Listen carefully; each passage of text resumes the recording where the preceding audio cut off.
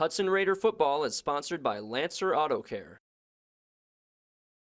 Welcome out to Raymer Field in River Falls, Wisconsin, as the Hudson Raiders are getting ready to take on the River Falls Wildcats in Big Rivers Conference action. I'm Paul Winkles. With me again is Chris Larson for Channel 15, and we've got a cold, moist game here today, Chris. And let's talk about the weather right off the bat here. Yeah, fall hit last week, and it's with us again this week. Nice, cool evening. It's been kind of raining on and off all day. The field, I would guess, is probably not in sloppy condition, but probably a little slick out there. I'd guess the big spikes are in the shoes tonight because it's probably a little slick out there. But I think the conditions as far as will the field hold up, I think it will. But a cool night. The crowd's pretty sparse. Honestly, the Hudson crowd is probably got to be about half of what the home crowd is. It's a pretty good crowd that showed up for the game despite this cold weather and windy weather too. The tethers on the goal posts are kind of headed towards the press box here, so it's kind of a cross-field wind right now. And the proximity of these two towns has created a pretty nice rivalry as they have the battle for the Little Brown Jug in tonight's game. River Falls has won the last two meetings, so they currently are in possession of the jug. Hudson looking to get the victory here today to move to 4-1 or 3-1 in the conference. Right now, they are 2-1, 4-1 overall. River Falls comes in 0-3 in the conference, but 2-3 overall. Kickoff to start the game goes into the end zone for the Raiders, so we'll have a touchback. Almost went on the wrong side of the pylon there. Lucky for the Raiders, though, it goes into the end zone, and the Wildcats will begin the ball at the 20. Yeah, the River Falls Wildcats come into this game 0-3 in conference, but they have played Menominee and Chippewa Falls, two of the better teams in conference. Then they get Hudson, who comes in tonight, second place in the conference. So a tough starting schedule for the River Falls team here. So it's going to be a tough start here for River Falls, but they have done well this year. Despite the tough schedule and despite the 0-3 record, they're not as bad as that record shows. Wildcats start off with a run play to the left here. We'll go for about 5 yards. So it'll set up a second down. Make that 6 yards. 2nd and 4 here as we're just underway at Raymer Field.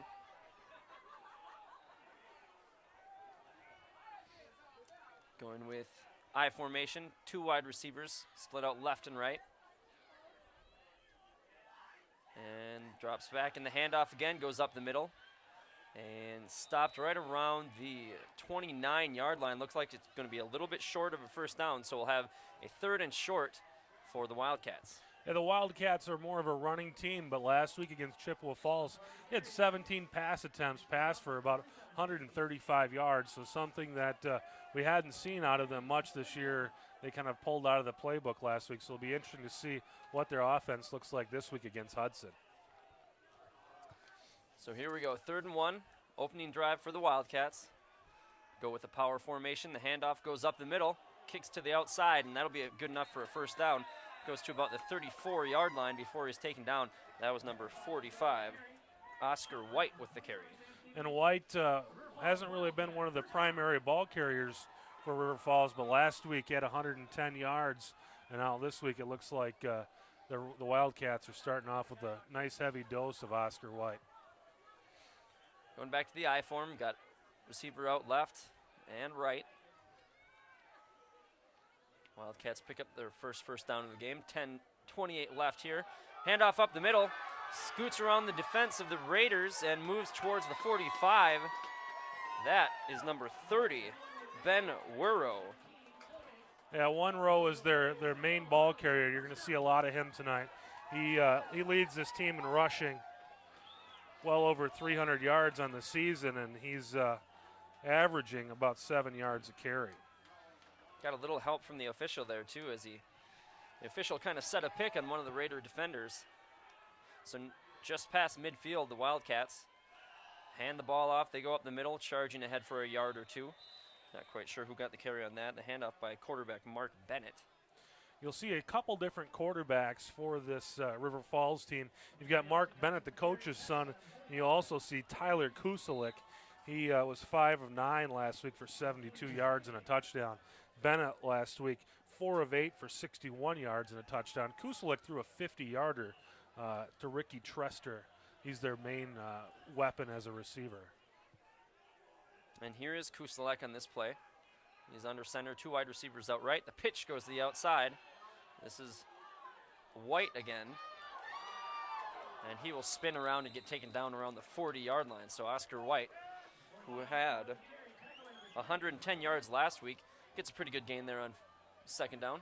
One thing we've seen out of this Raider team, they seem to be one of the better tackling teams in the conference. But so far in this drive, they really haven't shown it. They missed a couple of opportunities there to bring White down. He picked up an extra 2 or 3 yards due to the missed tackles. We're going to have to keep an eye on the quarterbacks almost every play. It looks like they're not switching off series, but every other down so far here. Bennett is back in. He's got 2 wide receivers, 2 men in the backfield. Drops back. He hands it off to the first man. That is one row, and he gets tackled immediately. Might have lost a yard or 2, so that'll bring up a 4th down. And out comes the Wildcat punt team. So good job by the Raiders there. A little shaky early on, but they end up stopping the Wildcats. Jazz Larson, Johnny on the spot there to put a stop to that. But you'll see, you talked a little bit of those quarterbacks switching in and out. The coaches like to do that if they've got a couple solid quarterbacks, and they can just give the play to the next quarterback, swap those quarterbacks in. You've always got fresh legs at quarterback, and the quarterback always knows what the play is. You don't have to worry about signals. High snap goes over the punter's head. He's going to have to chase it down. And he's going to barely get it off. He does a line drive kick. And for some reason, the Raiders tipped it up in the air. The ball is still free. Nobody has it. Not sure what the officials are looking for here, as the Wildcats are currently holding the football. And possession is given to the Raiders, even though they didn't have the football. Well, that ball may have touched a River Falls player first. And in that case, the ball's just going to be down. I don't know. The way I saw it, it looked like it went right at one of the Raiders players, and they attempted to field it with one hand and just bounced up in the air. And fortunate for the Raiders, the call went their way there. We do not have the benefit of instant replay, so we can't really see, but we'll have to assume that a Wildcat touched it first. So the Raiders begin, fortunately, with the ball at the 36-yard line. They'll get stopped for a gain of 0 on first down. This will set up a 2nd and 10. Yeah, Tyler Smith missed the game last week against Rice Lake with an injury, and I believe I saw him walking around in jeans tonight. And right there we saw Michael Bennett essentially run the same role that Tyler Smith does, and he looked a bit more tentative than what we've seen out of Mr. Smith. But hopefully throughout the game he'll kind of get his legs underneath him and be a little more confident in that play. Shotgun 3 wide for the Raiders.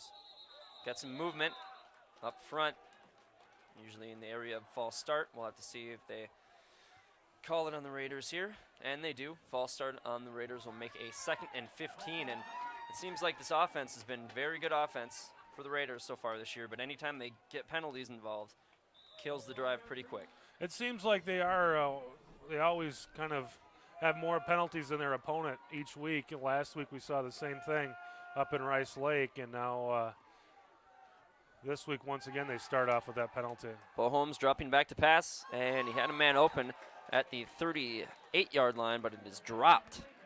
So he had some space to run in front of him too, but he just couldn't get the pass on the chest.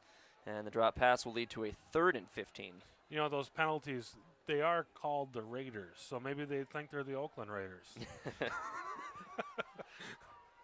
There's some more hankies on the field right now. The officials are sorting something out. There's a yellow flag on this side of the field. Not sure what the call is going to be. Looks like a man downfield. Well, there you go. There's that Raider mentality.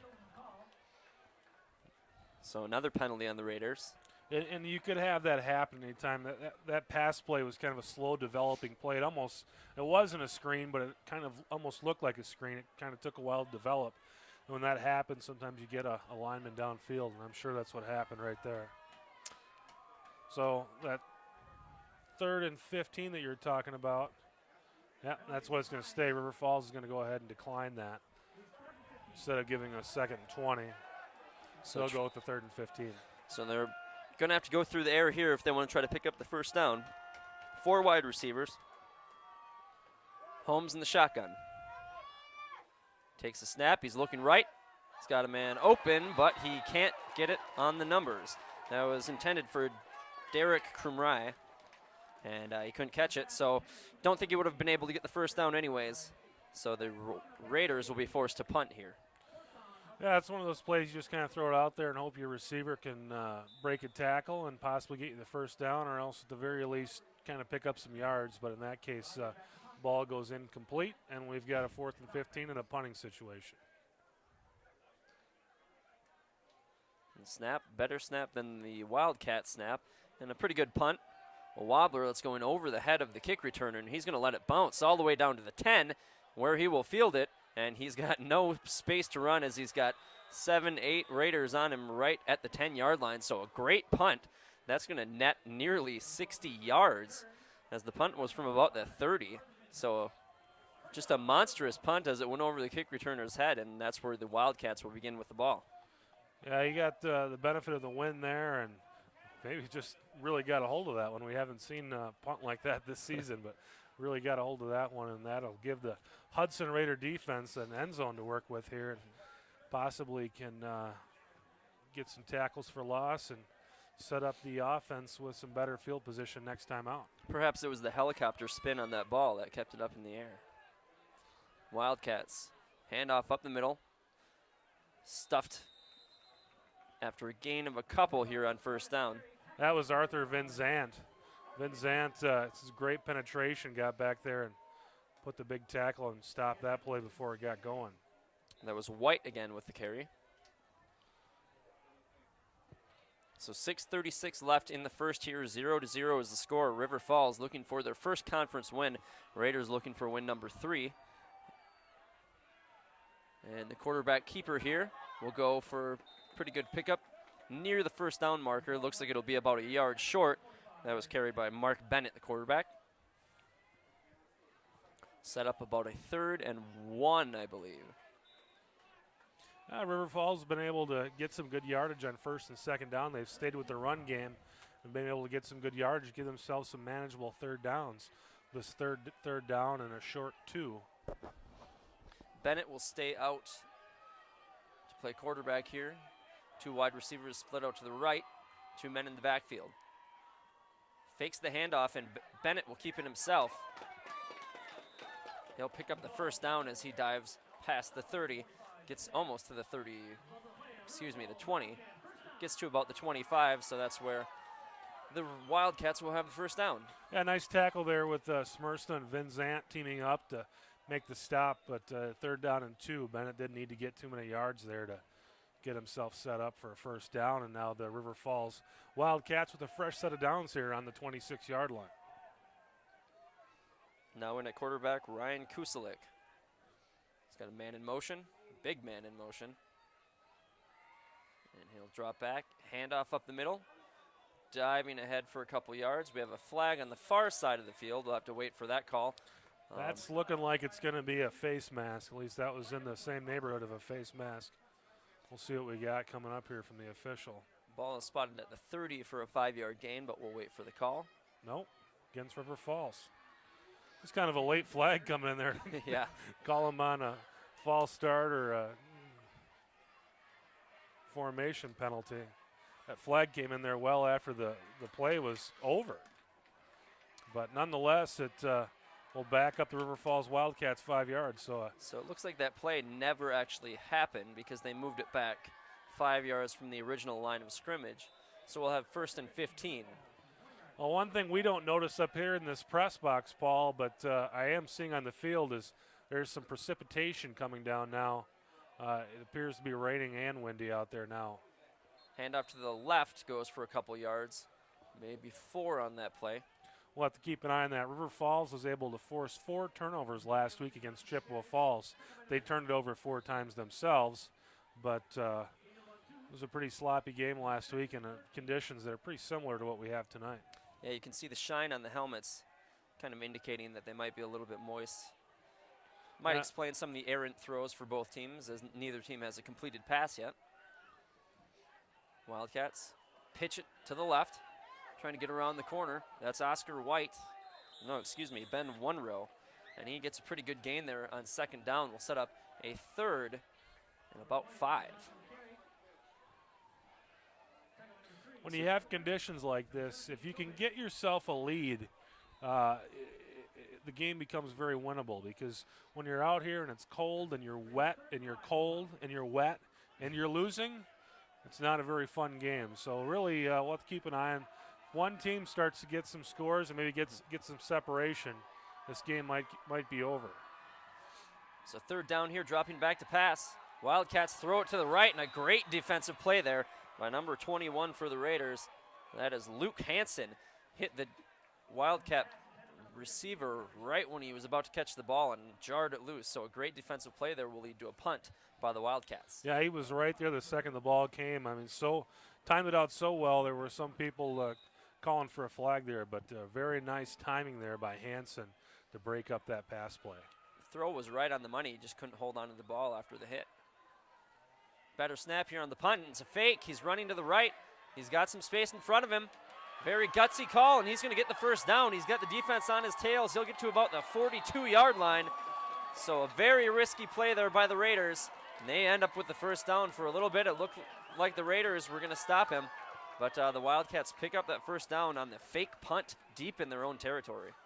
Yeah, that's something that the Raiders are going to have to work on. I don't think they've seen that yet this season. And I'm sure the scouts here from Menominee saw that play. And if you know anything about Menominee, they love to run the fakes. So they look pretty susceptible on that play and weren't ready. They better work on that this week, because you could definitely see that next week against Menominee. Hansen, the quarterback, he'll call his own number. He'll get to about the 45-yard line. And are you a little surprised at how game-changing that could have been if they don't pick up the first down there? And it looked like he was almost going to get trapped right around the 35 before he was able to come across to the near side of the field. Well, it's the first week in October. We're only 3 games into the conference schedule, but you have to start looking at the standings.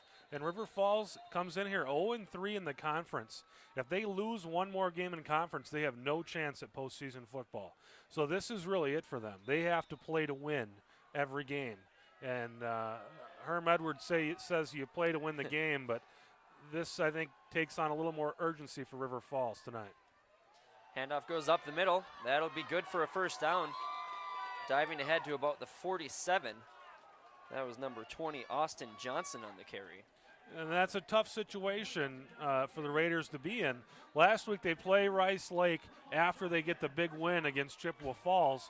And now this week they play River Falls right before they have Menominee come into town. So you had a danger of a letdown last week, and then you've got the danger this week of looking ahead. And you can't let either one of those situations cause you to lose a game here. River Falls looking like they definitely need this one. Mark Bennett back in as QB. He'll hand off again to Austin. Goes to the right for about 2 yards. Austin Johnson on the carry. Set up a second down and 8. We'll have to keep an eye on those conditions right there. Very close to a fumble. The handoff there, Johnson had to kind of double clutch it to get control, and that's why he only picked up about a yard on that play, because he had to stop to gather the ball up. Ball spotted at about the 46. And that is where the Wildcats will take the ball. They'll pitch to the outside. And finding some space, getting to inside the 45, gets to about the 43. That was carried by number 21, Dylan Dock. So getting a lot of different players here carrying the ball, maybe trying to get some fresh legs. That's kind of the way River Falls operates. Dock and one row are their 2 top running backs. But Dock only had 1 carry last week. Going into the game, he was the second leading rusher on the team. Only had 1 carry last week, and now this week they're trying to give him the pill. But this River Falls team really runs about 4 different running backs out of defense. So 2 wide receivers, 2 men in the backfield. For the Wildcats, Mark Bennett back under center. He'll keep it himself. He's looking downfield.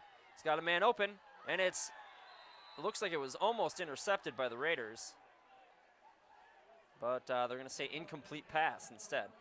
River Falls had some success passing last week against Chippewa Falls. Maybe that got themselves a little bit of confidence, because they've thrown the ball around here tonight too. I'm guessing they probably saw the scouting tape from Hudson's game against Chippewa the week before and saw that Hudson was able to pass on them.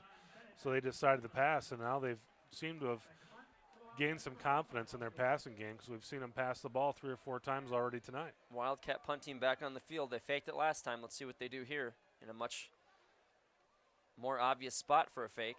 And it looks like it's going to be a punt that'll end up going to about the 15, rolling down near the 10. And that's where it will be spotted. So gave the look of a fake a little bit, but just bought himself some time to get the coverage team down the field. The punt gets to about the 13-yard line. Yeah, we see the Raiders do that with Michael Bennett quite often in that same situation. It's a really nice special teams play, and River Falls special teams have been pretty good tonight, as have really the Raiders special teams too. A nice punt the last time they had a punting situation. So neither team has scored here. We have 1:42 left in the first quarter. Wildcats begin at the 13-yard line. Not a lot of space to work back there. In the shotgun, Bo Holmes drops back to pass. Now he's going to take it himself and run up the middle. He'll gain a couple yards. He'll get to about the 15-yard line.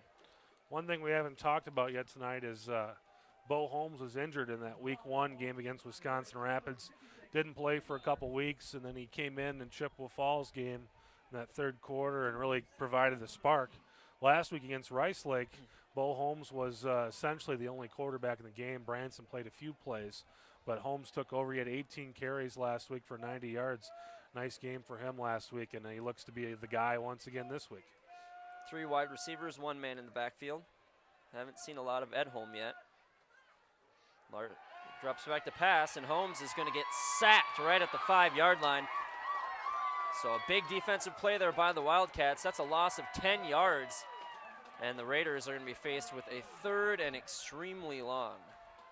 Sometimes you have a tendency to outsmart yourself. You know, you've got some good backs in the backfield, and maybe you could just run the ball and pick up the chains. But seems like tonight tried to pass the ball here and hasn't been too successful, and especially with these kind of conditions. I'm really surprised we haven't seen more of an attempt to run the ball. The Raiders offense has done nothing but move backwards so far in this game. Now Holmes is in the shadow of his own end zone. He'll just hand it off. And it looks like Hilden has the ball, and he's going to try to get to the outside. He can only get to about the 10. So Travis Hilden unable to pick up the necessary 20-some yards for the first down. So we'll have a 4th down, and the punt team will come out for the Raiders. Yeah, Edholm last week, a really nice game against Rice Lake. 73 yards, a touchdown. And like you said, we haven't seen him carry the ball tonight. So it might be time, especially these conditions, to try to tune up that running game and see what they can do. Now the Raiders called a timeout, and there's 2.2 seconds left in the first, so they were probably calling the timeout so they could have the wind at their back for this punt. So absolutely. A very, very smart play by the coaching staff there. Yep, and there is a huge tailwind, and that was a big part of that big punt that they had earlier in the game was that tailwind. So absolutely a great decision to call timeout here, especially when you're going to be punting out of your own end zone, to have that wind helping you out. Looks like the rain has subsided. I don't see it raining right now, but still windy and still cold. And the wetness is still out there. So last punt was a 60-plus yarder.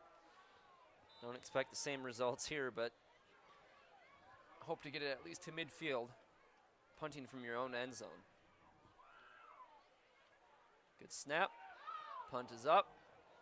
And the wind will take that one to about the 45 where it's dropped. So the Raiders get a break there as the Wildcats drop the ball on the return. He had some space in front of him, but that extra time necessary to pick it up and try to return. Not much yardage in front of Mark Bennett after he finally got the ball. Raiders very fortunate twice on that play. River Falls really got some great pressure on that punt and had a chance to block it. And then with the mishandling down there, River Falls will start this drive on the 46 and could have either started the drive from the end zone or deep into Hudson territory if they would have been able to return it. So let's see if the defense can take advantage of an opportunity there. So we're going into the second quarter here. The ball will just be moved 8 yards to the other side of the field, and that's where the Wildcats will now have the wind at their backs. We'll see if that opens up their passing game at all or not, but so far these teams at almost an exact stalemate. Yeah, River Falls has chosen to run the ball, and they've been able to pick up a few first downs, but no real threat so far in this game. Because every time it seems like River Falls starts to get something going, the Hudson defense puts a big play on and gets them backed up and stops the action. Time of possession seems extremely lopsided in favor of the Wildcats. We don't have official stats, but it probably had the ball at least 75% of this first quarter. Now they have the ball again here to start the second. Yeah, that comes down to running the ball. I don't know how much fatigue's going to play a factor here tonight, as cold as it is. But under center is Kusalik. He's got a man in motion, number 80. That was Pavlicek. And the handoff goes up the middle and upended right as he gets past the 50-yard line. That was Dylan Dock, but he just got decked by one of the Raiders there. Looked like number 99, I believe, Peter Worrell. Yeah, one of those things about Stephen Larson gets the temperatures like this, you don't really have fatigue, but your pads and everything get really hard in this cold. And it almost stings when you get tackled like that, or when you make a tackle, because everything is cold and stiff. Everything's a little more painful when it's this chilly outside. Handoff goes up the middle. That gets nothing. Tackled immediately. Call it a gain of 0. We'll have a 3rd down and 5 for the Wildcats. Yeah, Ethan Denauer there put a end to that play in a real quick way. So 3rd down and 5 here for the River Falls Wildcats. And like we said just a minute ago, seems like every time they get something going, the Hudson defense comes with a big play. And right there, a nice stop for no gain. Pitch to the outside. He's got some blockers in front of him. He gets near the 1st down marker and trying to stretch forward for that 1st down. I think he has it, though. We'll see where they spot the ball. That was number 35 with the carry. Yeah, Oscar White has looked pretty impressive. He really hasn't been one of the top ball carriers until last week, but I'm pretty impressed with what I see. He's got some burst and gets around that corner pretty well. He's looked good tonight when he's carried the ball. So they'll give him the 1st down. Ball spotted at the 43-yard line. That is where the Wildcats begin with 1st down. 10:30 left here in the second quarter. Handoff up the middle, and diving ahead to the 33-yard line is Nick Zimmerman. So yet another man getting a carry there. That was just the quick handoff to the fullback, and he dives ahead near the 1st down marker. Yeah, I don't think the Raiders saw that one coming. Nick Zimmerman's not a guy who gets a lot of carries for this River Falls football team, and I think the Raiders defense may have been a little caught off guard there too. Who's this Nick Zimmerman guy? Zimmerman will come off the field now. His job is done.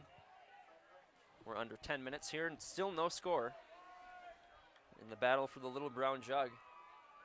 River Falls also looking for their 1st conference victory of the season. Handoff goes to Oscar White. He dances around a couple Hudson defenders, and he'll get the 1st down to the 30-yard line. So very good run there by Oscar White. And like you said, he's showing a lot of elusiveness out there as he's dancing around the defenders. Made a really nice cut on that play there to pick up an extra 3 or 4 yards. And one row is kind of the workhorse, and their other running back, Dylan Dock, has really been a big contributor. And up until last week, we didn't see a whole lot of Oscar White. But last week and this week, he's putting on a show. 2 wide receivers out right. Mark Bennett back in under center. And he'll keep it himself, but he is tackled immediately. That'll be a gain of 0. Very nice defensive play there by the linebacker, number 50, Kyle Swanger. They stayed home on that option play. And like I said earlier, this Raider defense leads the conference in points allowed.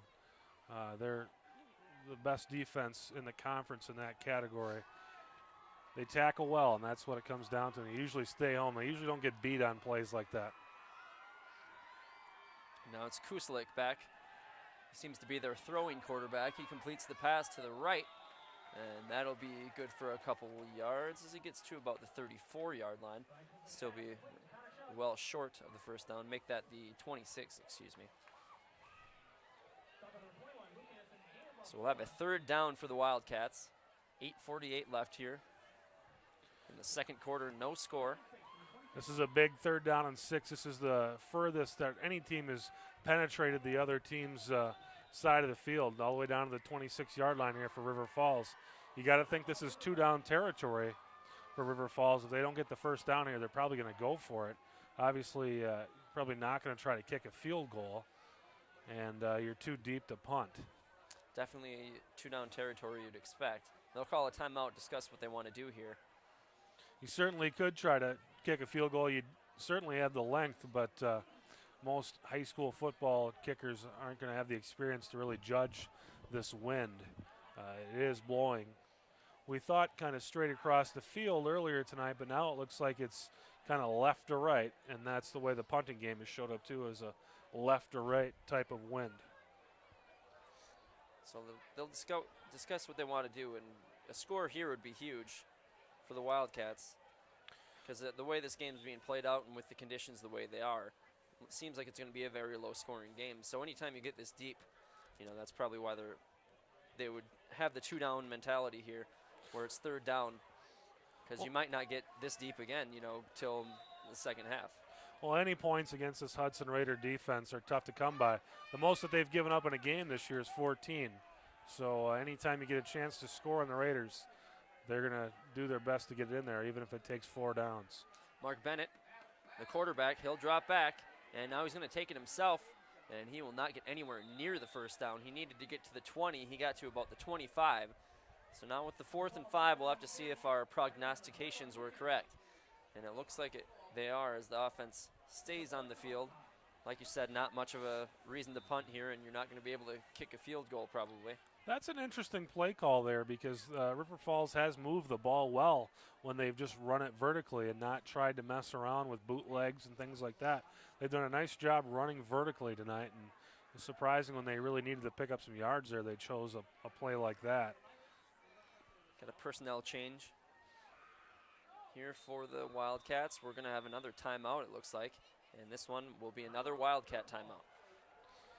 So yeah, with points at a premium here tonight, you really, when you have an opportunity like this, you want to make sure you get the play that you want, and you want to make sure that your players execute it the way that you want. So I think the River Falls coaching staff's like, hey, let's talk about this and make sure that we get what we want and get our best chance at picking up this 4th down and 5, because they may not see this part of the field too much tonight.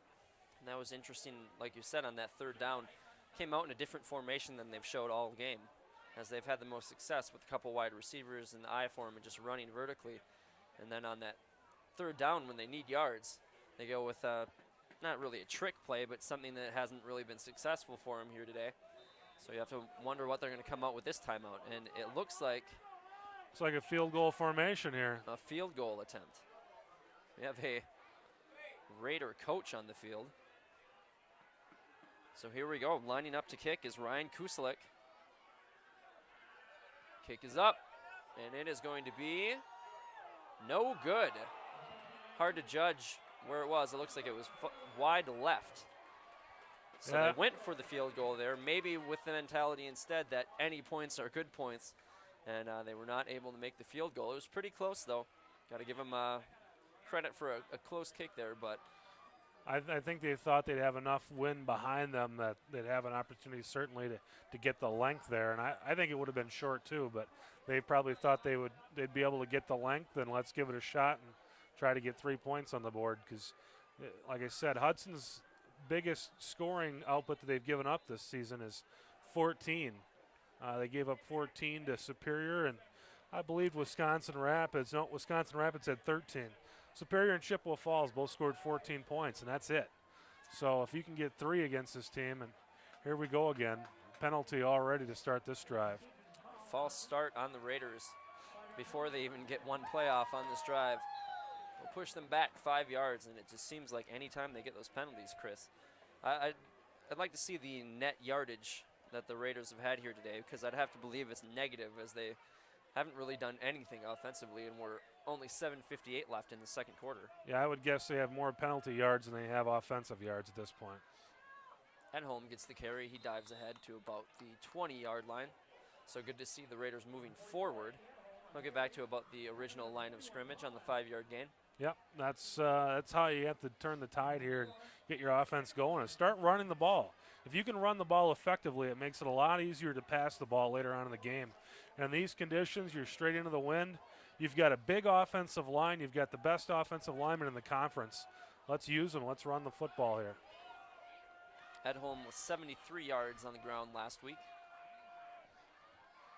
Man in motion. Holmes is going to keep it himself, and he'll dive ahead. Looks like another 5-yard pickup. We'll set up a third down and a manageable 5 here from their own 25. Holmes averaged 5 yards a carry last week, 18 carries for 90 yards against Rice Lake and a touchdown. So you've got Edholm, you've got Holmes back there. You're missing Tyler Smith tonight, but run the ball with your quarterback and your big fullback. And you've also got the other speedster out there too on offense, Travis Hilden. Officially 3rd and 6, 2 wide receivers out right, 2 men in the backfield with Holmes. Holmes will pass quick over the middle. He had a man open, but just couldn't pass the ball through that seam. Another incomplete pass intended for Davey Branson. Yeah, tough play there, but you have to say you probably feel better about that possession than you have so far tonight, in that you were able to pick up some yards before that penalty just crushed that opportunity. You don't have that penalty. It was 3rd and 1 instead of 3rd and 6. Field position battle is definitely in the favor of the Wildcats, as the Raiders are now going to have to punt, this time into the wind. They haven't had to deal with that yet today. Punt goes up, and the wind will push it to about the 45. The man fielding the ball almost had his teammate run into him. That would have been a disaster for the Wildcats, but instead they get the ball at about the 46, so it makes a little more sense that they kicked that field goal because it was so deep. Well, it wasn't extremely deep, but just the way the Raiders' offense has been going backwards, they still end up with pretty good field position on their next possession. Yeah, punting into that wind is pretty tough. He did put it up in the air, which he kind of lose some yardage there, but it did allow the coverage team to get there and not allow any kind of return on that punt. 2 wide receivers out right, 2 men in the backfield for the Wildcats. 6:37 left here in the second quarter. Pass goes out to the right, complete for about a 4-yard gain. That was to number 15, Connor Shug. So a lot of different names getting in on the offense here for the Wildcats, as we've called probably 8 or 9 different players on the team that have picked up positive yardage. Yeah, it's a pretty young team. If you look at this roster, Paul, there's a lot of sophomore, a lot of juniors on this team. When you've got a young team, you try to get as many names in the game as possible and get some guys some work. Mark Bennett under center. He'll take it himself.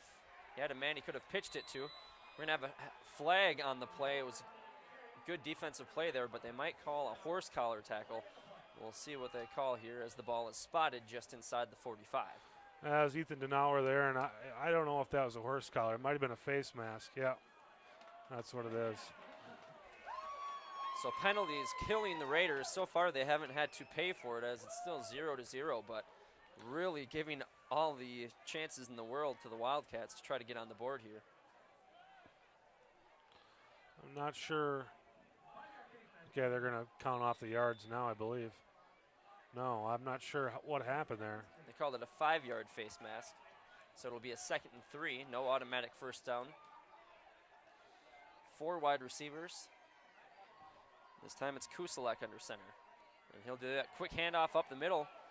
And getting near the 35-yard line again is Nick Zimmerman. So they have that play drawn up for Zimmerman, the quick handoff on the inside. And he's just carving up the defense of the Raiders. Yeah, it's been pretty effective for River Falls to run that little shot to Zimmerman, the quick hitter. And the Raider defense has yet to come up with an answer with it. They've only run it a couple times, but each time they've picked up big yards with it. At the 5:30 mark here in the first half, 4 wide receivers again. This time, the handoff. Actually, no, Bennett will keep it himself, and he gets nothing on that play. So it seems like for the Wildcats, they're either picking up 10 yards of play or getting stopped, 1 second into the play. That was one of those 0 gain plays, and they'll have a 2nd and 10. Let's see what happens here. Denauer came up for making that tackle, and he kind of had the body language with "Let's go, guys. What are we doing here? Let's get this game going." It'll be interesting to see how the team responds. That's the body language I read there from Denauer. Shotgun? No, not shotgun. Excuse me. Kuselek under center with 4 wide. He's dropping back to pass. He's looking left. He's got a man open. Tackled immediately. Right at the 25-yard line. He'll be short of the first down, so that'll set up a 3rd and 5. We talked about it possibly being a game that the Raiders could be in trouble. They're looking ahead to Menominee, or last week they kind of walk in maybe with a letdown after the Chippewa game. But this is a team in River Falls that has beaten Hudson the last 2 years. And really both times is kind of one of those things that the Raiders really felt like they should have had that game. So I would think this is a team that comes into this game pretty motivated to win. That was Jack Harum with the catch, so yet another name to watch for. Handoff goes up the middle. Actually, that might have been a quarterback keeper, as Bennett got near the first down marker, and they're going to give it to him. So he'll move the sticks on the third down carry. And just almost under 4 minutes here left in the first half, and the Wildcats are right back near the end zone of the Raiders. And I believe, Paul, that Jack's brother, or maybe someone who's just related to Marty Harum, was a quarterback for River Falls last year. Very successful player for the Wildcats. In under center is Kuselek. He's got 2 wide receivers out right, 2 men in the backfield. Handoff goes up the middle, and huge tackle. That was by number 45 for the Raiders, Arthur Vinzant. So he's been laying a lot of big hits on some of the Wildcats, but still positive yardage on first down. The Wildcats can't complain. Vinzant plays that Mike linebacker. He's able to kind of run around and be the playmaker there, and you got a defensive line like the Hudson Raiders have. Create some space and some opportunity for that Mike linebacker to put some big hits like that one on a running back. So 2nd and 9 here as we're at 3 minutes left in the first half. 2 wide receivers, 2 men in the backfield. Bennett drops back. He's looking to pass. He's scrambling right. He's just going to take it himself now. He'll go up the middle. He makes a spin move. He's going to find the end zone. Touchdown Wildcats, and they take the first lead of the game. So with 2:50 left in the first half, we get our first score. That's Mark Bennett scrambling right, looking for a man downfield. Instead takes it himself, scrambles 20-plus yards into the end zone for the touchdown. Yeah, I think I may have been the biggest proponent of the Raiders tackling this season, but on that play, it certainly wasn't there. It looked like they were really not prepared for that play. And the Raiders able to stop the extra point. We've seen that happen more than once this season as the Raiders make a nice defensive play. It was actually a bad snap and a bad hold by the Wildcats. So that point could come into play here. We've seen it earlier in the season. Wisconsin Rapids and Somerset, the Raiders were big beneficiaries of some botched plays on extra points. So if they were able to get into the end zone and get the extra point through, they'll have the lead rather than the tie. So a good break there for the Raiders, but still can't be pleased with the way that pretty much this entire game has gone. The offense has done nothing. The defense has been trying to keep the offense in the game, but right there, Wildcats finally, after knocking on the door pretty much the entire second quarter, finally get in for the score, and they find themselves trailing 6-0 with 2:50 left here in the half. Yeah, and with that amount of time on the clock, unless they get quite a return here, they're not really going to be able to establish the run like they'd like to, unless they can get a nice return on this kickoff. But I think you may see that in the second half here. It'll be interesting to see if the Raiders can do something here with this last little hair less than 3 minutes. Maybe they'll just use this last 250 just to try to get the ground game going. You might not be able to score, but at least get some positive yardage and quit moving backwards and have something to, bank on going into half. Now the Wildcats taking their precious time here on the kickoff. Well, the clock stops when they move the chains, so it's just like extra timeouts there. So trying to run the ball and establish the run, see if you can get a couple first downs, certainly wouldn't hurt. Connor Shug to kick off, and he will send it deep. And by deep, I mean deep. That goes into the end zone for the touchback, as he is definitely the beneficiary of that win. You can look at, probably can't see the flag right over the scoreboard, but it is howling in the wind right now, as it seems to have picked up even more so than it was earlier in the game. We have an injured Wildcat on the field. His trainers are tending to him right now. Didn't really see how he got hurt. Now that ball went into the end zone, and it means you start at the 20, but they did save some time on the clock there by no return, because the clock doesn't start until an offensive player touches the ball. So it did save them maybe 10 seconds there by not returning. Injured man is number 50, Landon Kaiser. Excuse me, number 50, looks like 56. It's not listed on the program, but he's able to walk off without too much help, so that's a good thing for the Wildcats. Raiders begin at their own 20 with 2:50 left. They've got 3 wide receivers, now a man in motion. And the handoff to Edholm. And Edholm will pick up positive yardage, and he was almost behind the defense. He gets to about the 32, so not quite sure if it is, but that might be the first down for the Raiders. I believe it is, and good things happen when you run the football, even in this situation. The clock stopped now, it just started, so they only lost about 10 seconds on that whole play. So picking up their first down with 2:40 left here in the first half. Holmes under center. Once again to Edholm. Edholm's got some space on the left. And he'll get to about the 37 or 38 where he'll be stopped. So another nice pickup on first down, but the clock continues to run. The Raiders have 2 first down, or two timeouts, so they don't necessarily have to really be killing this clock here, but just kind of be expedient through your huddle and get the ball moving. But you can run the ball right now. 2 wide receivers out right, 1 out left. Holmes under center. Branson in motion. Holmes will keep it himself. He's got some space on the left. He'll pick up, looks like he'll pick up the first down. They're going to keep the clock running. Now they'll stop it. 1:48 left. We'll see where they spot the ball, and they'll call it a first down. So that will be a stoppage of the clock until they get the ball set, which they are doing very quickly. So the chains are set. Raiders having some personnel problems here as Branson comes back on.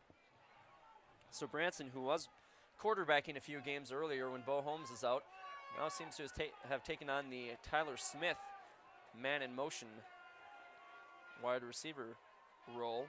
He'll move in motion here, and he'll take it himself. He's looking to pass. He's looking downfield. He's got a man. He's also got a defender, and it's intercepted down at the 20-yard line. And now the ball is loose, and the Wildcats end up with it. They signaled the wrong direction for possession, but definitely the Wildcats with possession of the ball after the interception and the fumble. So the Raiders try to open up the playbook and try to get a big play downfield with Branson throwing the ball. But just a good defensive play there, one-on-one battle, and the defender won.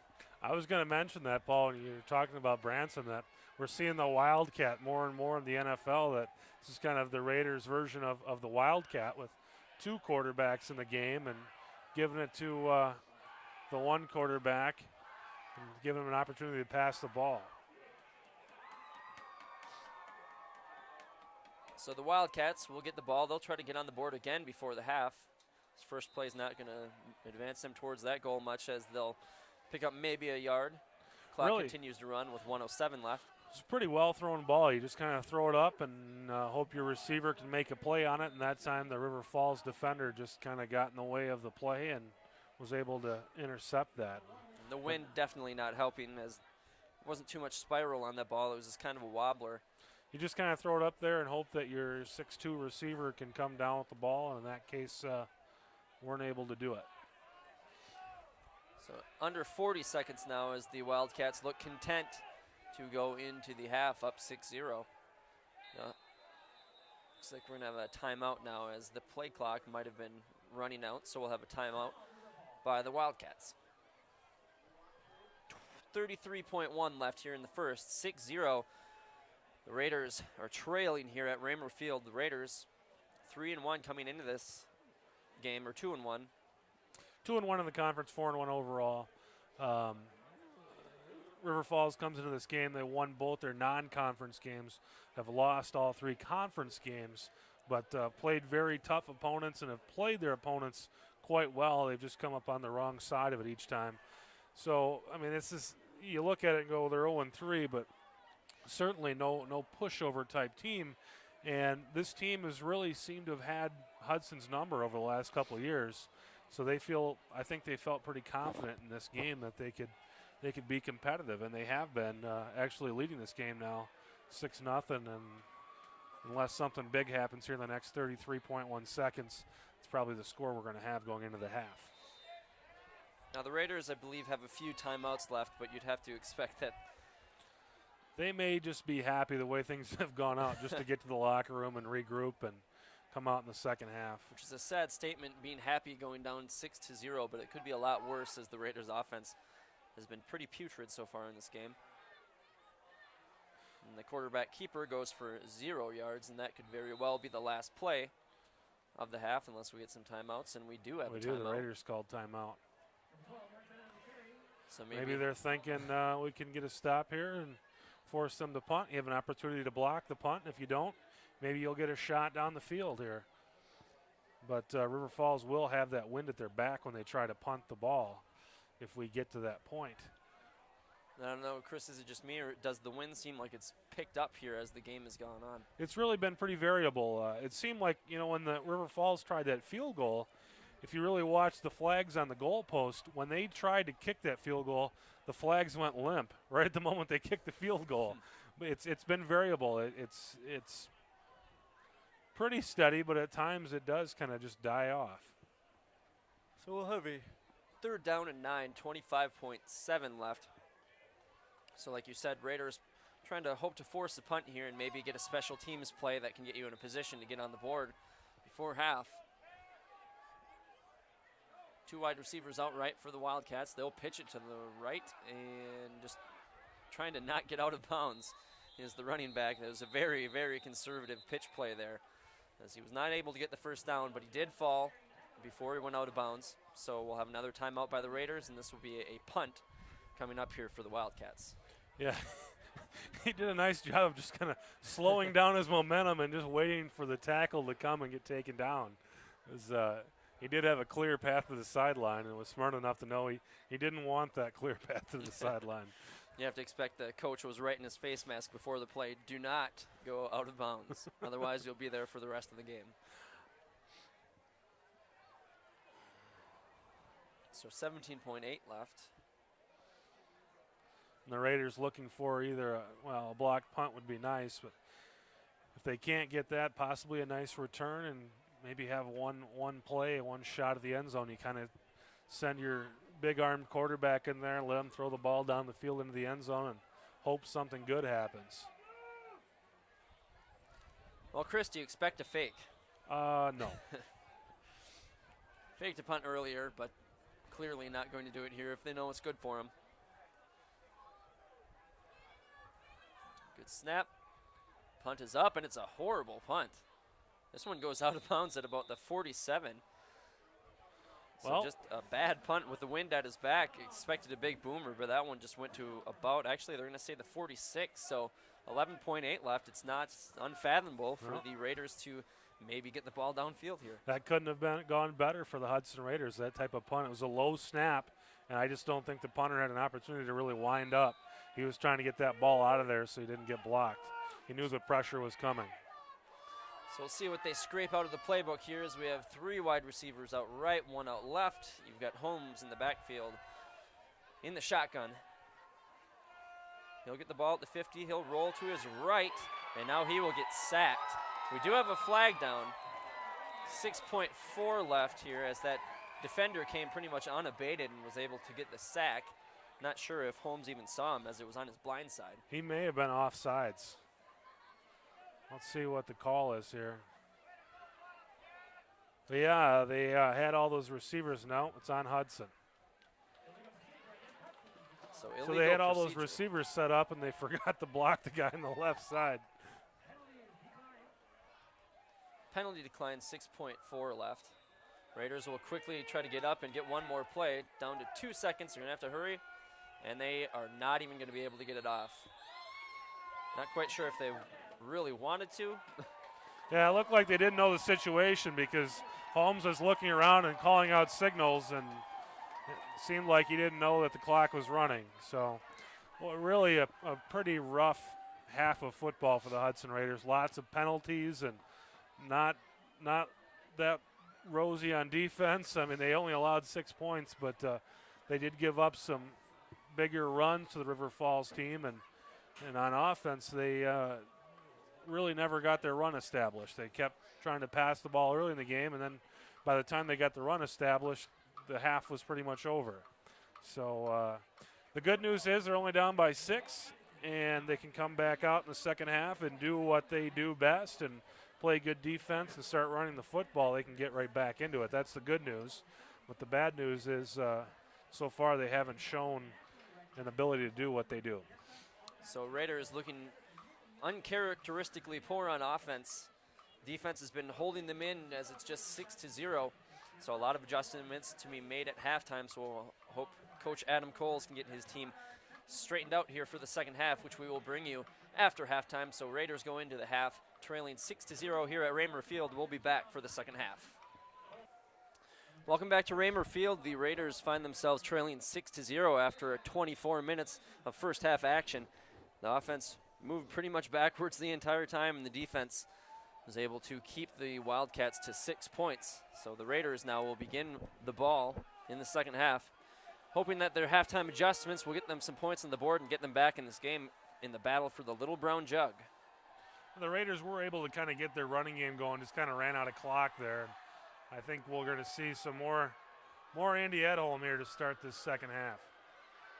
The Raiders now got a chance for a big return here as the kick returner gets around the corner. He's going to cut it back upfield, gets around the final defender, but he had to slow up to do it, allowing the Wildcat defense to get back. But a very good start here for the Raiders as they get the ball beyond the 50. They're down to about the 44-yard line in Wildcat territory, so the perfect start and a perfect momentum boost here in the second half. Yeah, when you have a tough half, it's nice to open the second half with a play like that. Get your offense moving. It seemed like the Raiders are able to play pretty good second half football, so let's see what happens here as Hudson starts off their first drive of the second half deep into River Falls territory. Man in motion. Holmes will hand off to Edholm. Edholm continues forward. He's still on his feet. He gets down to about the 25-yard line. So 2 plays into this half, 11:43 left in the third, and the Raiders, or the Wildcats, the Raiders, I get my names mixed up a little bit, are already inside the 30, down to the 24-yard line. I'm kind of old school, Paul, but good things happen when you run the football. We'll have to see if they keep feeding the hot hand Edholm. Edholm really had the only positive yardage plays for the Raiders in the first half. They give it to him again. He'll carry it up the middle. Looks like they've found a weakness in this defense as he gets down to the 10-yard line. So whatever adjustments have been made have been very successful here very early in the third quarter. Good things happen when you run the football. A wise man once said. See if they feed it to Edholm again as this drive is progressing very quickly. Another wide receiver in motion. The handoff to Edholm. And he spins around one defender. It looked like he was going to get stopped right at the original line of scrimmage. Actually, it looked like he was going to get stopped in the backfield, and he was able to spin forward to the original line of scrimmage. You know, when you pass the football and something bad happens, you either don't get any yards or you give the ball to the other team. When you run the football and something bad happens, you still get 2 yards. 2 wide receivers out right, 1 out left. Holmes in the shotgun. Branson in motion. And Holmes is going to try to keep it himself, but he lost his footing. And that's where those field conditions coming into play a little bit as he tripped up right in that worn middle part of the field and went down for a gain of none. Not sure if he had much there anyway, even if he hadn't slipped. The River Falls defenders had sealed that off, and the pitch-out men have already kind of blown by the spot where you'd pitch it out. So not sure if he would have got much more there anyway. Holmes in the shotgun. He's got 2 wide receivers out right, 1 out left. Edholm with him in the backfield. Branson in motion again. This time Branson will take the pitch. He tries to get around the corner. He'll dive ahead. He gets inside the 5-yard line. Not enough for a first down, which they can still get at the 1. And will set up a 4th down and short. Decision time. 4th down and about 3 here. At probably around the 4-yard line. And I think you go for it here, but what play they run, who knows? If you don't get it, you've at least backed up the River Falls team deep in their own territory. But Hudson has looked good when they've run the ball. And you're going to have a timeout here early in the third. Timeout Raiders. They're going to talk it over and decide what they want to do, and not a bad idea there to really, get in a huddle and decide what you want to do here on 4th and 3, because this play could be, the way this game has gone in the first half at least. One score in the first half wouldn't be the biggest shock in the world if there was only one score in the second. And with that missed extra point, they can take the lead here. Yeah, and with that missed extra point, a field goal may have more value than if you were down 7-0. But with the ball in the far hash, it's kind of a tough angle for a kicker to make a field goal that close on the far hash. So I got to think they're going to go for it here on 4th down and 3. And if it was me, I'd give it to number 44. Edholm has pretty much carried this drive. After the kickoff, got brought down to about the 44. A couple Edholm runs got them where they are right now. We'll have to see what they decide to do again. If they don't get it here, it's not the end of the world, as the defense played pretty good in the first half. And if they're able to hold them again, can get pretty good field position. But let's hope they just get the first down or the touchdown right here. 3 wide receivers, Edholm in the backfield. Branson in motion. Now the double reverse. And he's got a lot of space to try to get forward, and he gets tackled at the 10-yard line. So the timeout sets up that pitch from Branson to Hilden, and Hilden really got trapped in no man's land as the defense did a great job of staying home there. He had 3 defenders in front of him. Really not much he could do there. Yeah, I mean, you kind of got to expect the defense is thinking it's going to be run up the middle, but you hate when it's 4th down and 3 to run a running play where the ball's being carried 7 yards behind the line of scrimmage. But, you never know. They may have ran it up the middle, and the defense would have been right there and not gotten it there either. Need the defense to stop and get that nice field position back here. And now not as terrible field position for the Wildcats as they start at their own 10 instead of their own 5. Yep. First carry of the half for the Wildcats goes to Oscar White. He picks up about 2 yards. That's another thing is if you don't get it and you run it up the middle and only get a couple, then you're right. They start the ball on the 2 instead of the 10. So it seemed like everything was going in the Raiders' favor there, but the Wildcats turned the tides, stopping the trick play by the Raiders. First reverse I've seen the Raiders run this year. Handoff again to White. He trips kind of in the same area that Bo Holmes did on the previous drive for the Raiders. And he'll pick up a few yards, so it'll be a 3rd down and 5 from the 15. So far, a nice defensive series by the Hudson Raiders. Haven't allowed the Wildcat running backs to really get going downhill. They can get a stop here on 3rd and 5. It'll give the Raiders an opportunity to get their offense back on the field in pretty good field position. 8:10 left here in the 3rd quarter. Raiders still trail 6-0. Wildcats on 3rd and 5 will pitch to the outside. This is Oscar White again. And he's trying to get towards the first down marker. He'll get stopped well short, though. It's going to set up a 4th down and 3. And the punt team will come onto the field for the Wildcats. And that's what the Raiders needed. I mean, it would have been a huge, huge momentum changer if River Falls could have moved the chains a few times and pushed the Raiders back deep in their own territory. But to get that stop right away in the first series, not allow any kind of first down, that's a huge momentum booster. Keeps the momentum on the side of the Hudson Raiders. Wind at their back. The Wildcats will punt, and it is nearly blocked as the bad snap was dropped again. Fortunate bounce, though, will bring it all the way out to the 48 for the Wildcats. So what looked to be either a block or a terrible punt ends up being a decent punt for the Wildcats. Yeah, the Wildcats have really blown it. They've had a couple of opportunities to punt the ball with the wind at their back, and 2 opportunities in a row now where they just have had bad snaps and just haven't got the ball the way they need to get it to take advantage of that wind. Oh. So the Raiders start in the second half with the wind in the face, so they should be able to hopefully get something going here in the 4th quarter. We've seen some lost footings and a few trips and bobbles, but really where the weather conditions seem to have shown themselves the most is those long snaps on the punts today.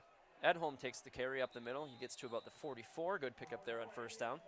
Yeah, it might be time for a nice healthy dose of Edholm. Get him in there and let him get some rhythm going. And, you've got another running back. You come in here with Austin Lenzen that can carry the ball quite well too. So maybe just kind of give it to Edholm and let him do his work and He needs a break, send Lenzen in there. 2 wide receivers out right, 1 out left. That is Branson. Branson will take the carry. And he's got some space in front of him. He's got the first down, moves around another defender, and he fumbles. The Wildcats will jump on the ball, and it looks like they got possession. No, actually the Raiders got it back. I was trying to get an indication from the Raiders fans, but they didn't really roar when they got the ball back. So the Raiders catch a huge break there as Branson picked up first down yardage and then fumbled and was fortunately able to get it back in the midst of a lot of Wildcats. Yeah, I was about to say that he's looked really well tonight. David Branson running the ball out of that formation. But he has shown a tendency to fumble this season, and right there, that could have been huge. 6:35 left here in the third. Branson in motion again. Handoff to Edholm up the middle, and he'll get stopped after a short gain there. Really the first time that he's been stopped on the first contact. We saw Michael Bennett the first play of the game kind of be in the position that Branson's in right now, and he looked really tentative. Branson runs the ball with confidence, and that's one thing I think the coaches like.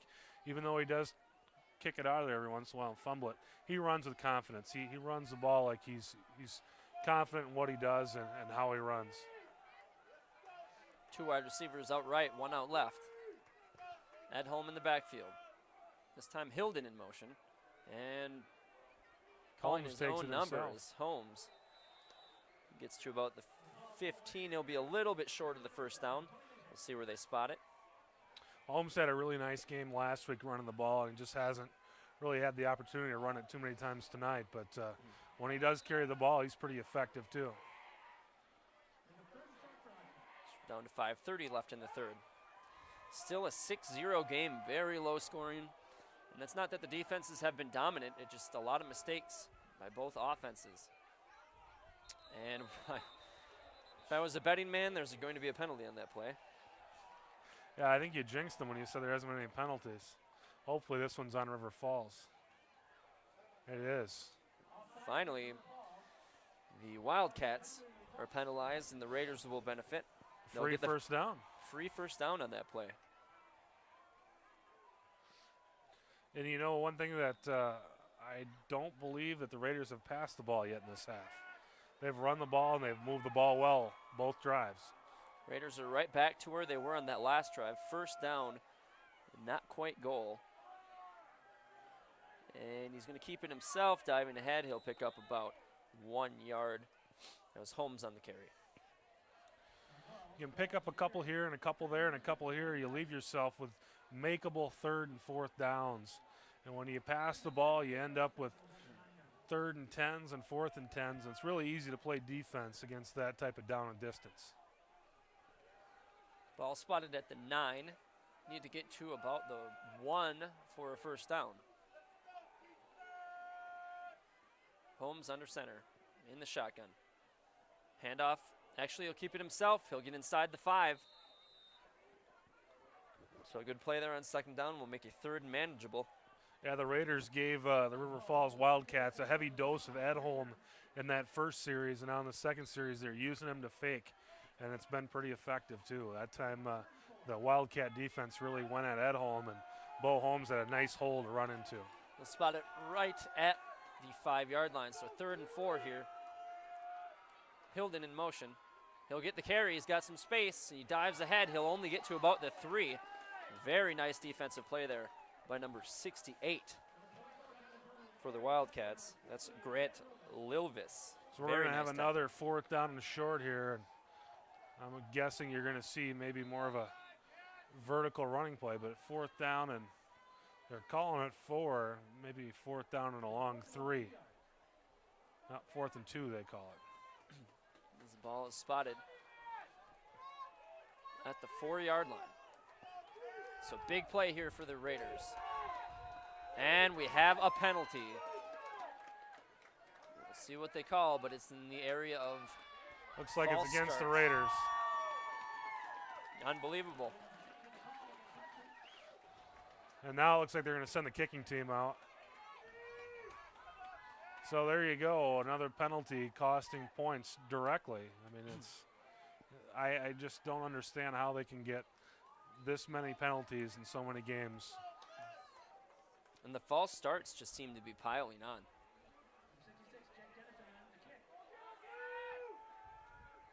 Snap is down, kick is up, and it is good. So the Raiders at least get on the board here. Cut the lead in half to 6-3, down to 3:04 left here in the third quarter. So time is running out in this game. We have a very low-scoring game.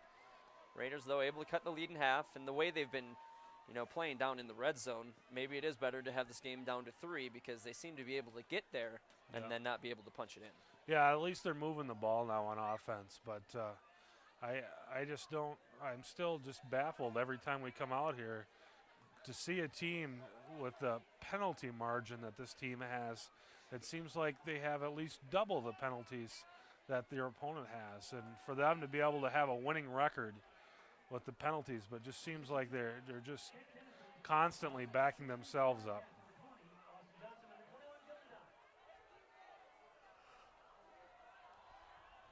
So the Raiders will kick into the wind, having cut the lead to 6-3. Short kick. Fair catch called for, and now it's dropped. We'll have to see who ended up with the ball here. It looks like the Wildcats got it back. Fair catch was called by one of the up men at about the 33-yard line. He had some trouble corralling it, but fortunately for the Wildcats, he was able to fall right on top of the ball. Yeah, there was 8 turnovers on this field last week, and really I'm surprised at how both these teams have been able to kind of cover up their own fumbles. And really we've only had 1 turnover in this game, and that was an interception from Branson, but that was more of a throw the ball up type of play anyway. That was kind of a throwaway interception. Wildcats begin the ball at their own 33. Dropping back to pass. Going deep, and the only man close to catching it was a Raider. It was Luke Hansen back there in coverage. So, attempting to go downfield with the wind at their back. Turned out to not be too damaging for the Wildcats, but interception there would have really done wonders for the Hudson Raiders. And the Wildcats may be thinking, hey, we need to get on the board here in this quarter because they're going to be faced into the wind the whole fourth quarter. The Raiders will have that wind at their back in about 3 minutes. So the incomplete pass will set up a 2nd and 10, pitch to the outside. A lot of pursuit on defense, and the running back loses his footing, so he'll lose about 3 yards on that carry. That was number 20, Austin Johnson, with the carry. We'll set up a 3rd down and long. Arthur Van Zant and Tyler Smersna just putting a stop to that, sealing that play off. And that was a play that the Wildcats had some success with in the first half. And that time, Raiders did a nice job of not allowing that play to really get going. Make that a loss of 1. We'll set up a 3rd and 11 here. So momentum definitely on the Raiders' side here after that field goal. 2 wide receivers out right. 2 men in the backfield. Man under center is Mark Bennett. Bennett drops back to pass. He's looking downfield, and that pass is going to go well over the head of everyone. Might have been a factor with that wind involved, but nobody really near that one. Again, closest player was a Raiders player. Yeah, he's overthrown his last 2 passes, and now the Wildcats come out and look kind of like what the Raiders looked like in the first half, throwing the ball, even though they had success running in the first half. They come out here throwing the ball, and now they're punting. And their punts so far have not been very effective. We'll see how the snap goes, and it goes over his head again. This time it's down to the 10, and he's going to get tackled. Now the ball is loose, and it looks like the Raiders jumped on top of it. Doesn't matter who has it, it's Raider football. You're right, Chris. Doesn't matter who has it. The Raiders will have it at the 10-yard line. And again, those long snaps. They've had a really hard time. The last 3 punts, they've had a hard time with the snap. Had 2 low ones, and I'm sure the snappers had some coaching saying we need to get it up, and he got it up that time right over the top of the punter's head. So now the Raiders, even if they're not able to score, and barring any penalties, knock on wood. Let's not talk about not being able to score. Let's score here. They are in field goal position, so they can at least tie this game as long as they play it conservatively, but of course you'd like to get the touchdown. Branson in motion. He'll take the, nope, he fakes the handoff, and now carrying it is Holmes. And Holmes maybe picks up 1 or 2 on the carry. And when you have a punting situation like that, the punter just has a target on his back now because those snaps have been bad 3 times in a row. The Raiders special teams just keep coming after him because they know, and now it's in the Wildcats' head that these guys are coming. It just compounds the problem, and it helps out that Raiders special teams. And they're really seeming to pick up the momentum, like you said, Paul. The tide is changing in this ball game. 2nd and goal. Ball's at the 8-yard line. Branson at quarterback now. And now with the carry, diving ahead, probably to about the 5-yard line. And that was Branson. Branson The with PA the address announcer called it Bo Holmes, but it was Branson lined up at quarterback that play. Just about a minute left here in the 3rd quarter. The Raiders are trailing 6-3, but they're at the 6-yard line of the Wildcats. So they're in a position to tie it, but they're looking to take the lead here. Under center, Holmes is back in there under center. Edholm with him in the backfield. 2 wide receivers out right. Man in motion. Handoff goes to Edholm. Edholm powers it forward. He's going to be short of the goal line. He'll be at about the 2 or the 3. Now it's decision time again for the Raiders. Do they go for the field goal to try to tie the game? I would tie the football game. You got the ball right in the center of the field. It's a kick the ball right up the middle and tie the football game. But it's 4th down and 2. The Raiders look to be, they're going to call a timeout. So that's the 2nd timeout they've called, I believe, in this game. The scoreboard shows they haven't called one, but I thought they did call one earlier. Well, I agree with you, Chris. I think here, perfect situation to just get this game back to even, make it 6-6, and then you play the game from there, because if you don't get this, then you find yourself still in that hole trying to make up that deficit. Yep. And they've had all the momentum. They're moving the ball well. They're having a hard time when they get down into that 10-yard line area, but they are moving the ball well within the 20s. The defense looks like they're kind of back doing what they do, and they're running the football. Kick the field goal, tie this ball game up, and then get ready here in the 4th quarter to have that wind at your back. Another thing to think about is if they miss the field goal, the ball will be spotted where the kick was missed, so that would help the Wildcats get out of the shadow of the end zone. And if they went for it and got stopped short, they would only have a yard or so between themselves and the end zone. That run play that they ran, though, on 3rd down was right up the middle. You got to think they did that. No, they're going to go for it. I would think that they did that to set up an easier field goal attempt, but Holmes in the shotgun. He'll take the handoff. He'll hand it off to Edholm. Edholm is going to be stopped short of the end zone. So the Wildcat defense comes up huge on 4th down and short. And the Raiders still trail 6-3. I don't know. I don't want to be critical all the time, but I just don't understand why you didn't tie the football game there. You ran the ball right up the middle. You had the ball right in the center of the field. All the kicker had to do was kick it straight up. It was an extra point, and you tie the game. And So just 15 seconds left here. I hate to be critical all the time, but I just don't understand that. 15 seconds left in the 3rd quarter. Raiders, perfect opportunity to get back on the board there. They do not. But now the Wildcats are going to have to try to get beyond the 1-yard line. And the first carry will pick up a couple yards, so they'll have a little room to work with when we begin the 4th quarter, as that will probably be the last play of the 3rd. As time expires on the 3rd, so we'll move everybody 95 yards down the field and begin over there. Wildcat fans are going crazy here as they smell their first victory of the season in the conference. They're 0-3, but they're playing for the Little Brown Jug.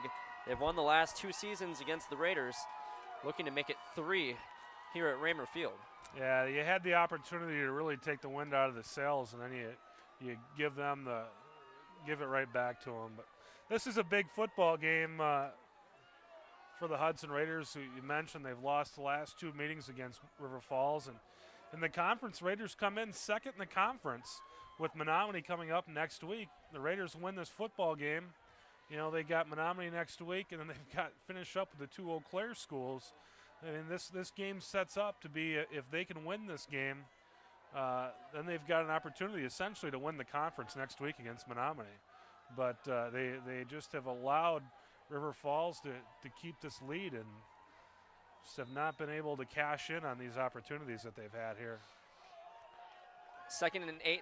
The Wildcats still in a bad position, field position-wise, so the Raiders, if they're possibly able to cause a turnover or maybe get a safety here, would really help forget about that failed 4th down attempt. Handoff goes up the middle, gets past the 10 though. That's going to be near a 1st down. Looks like it'll be short, but the threat of the safety seems to be gone now.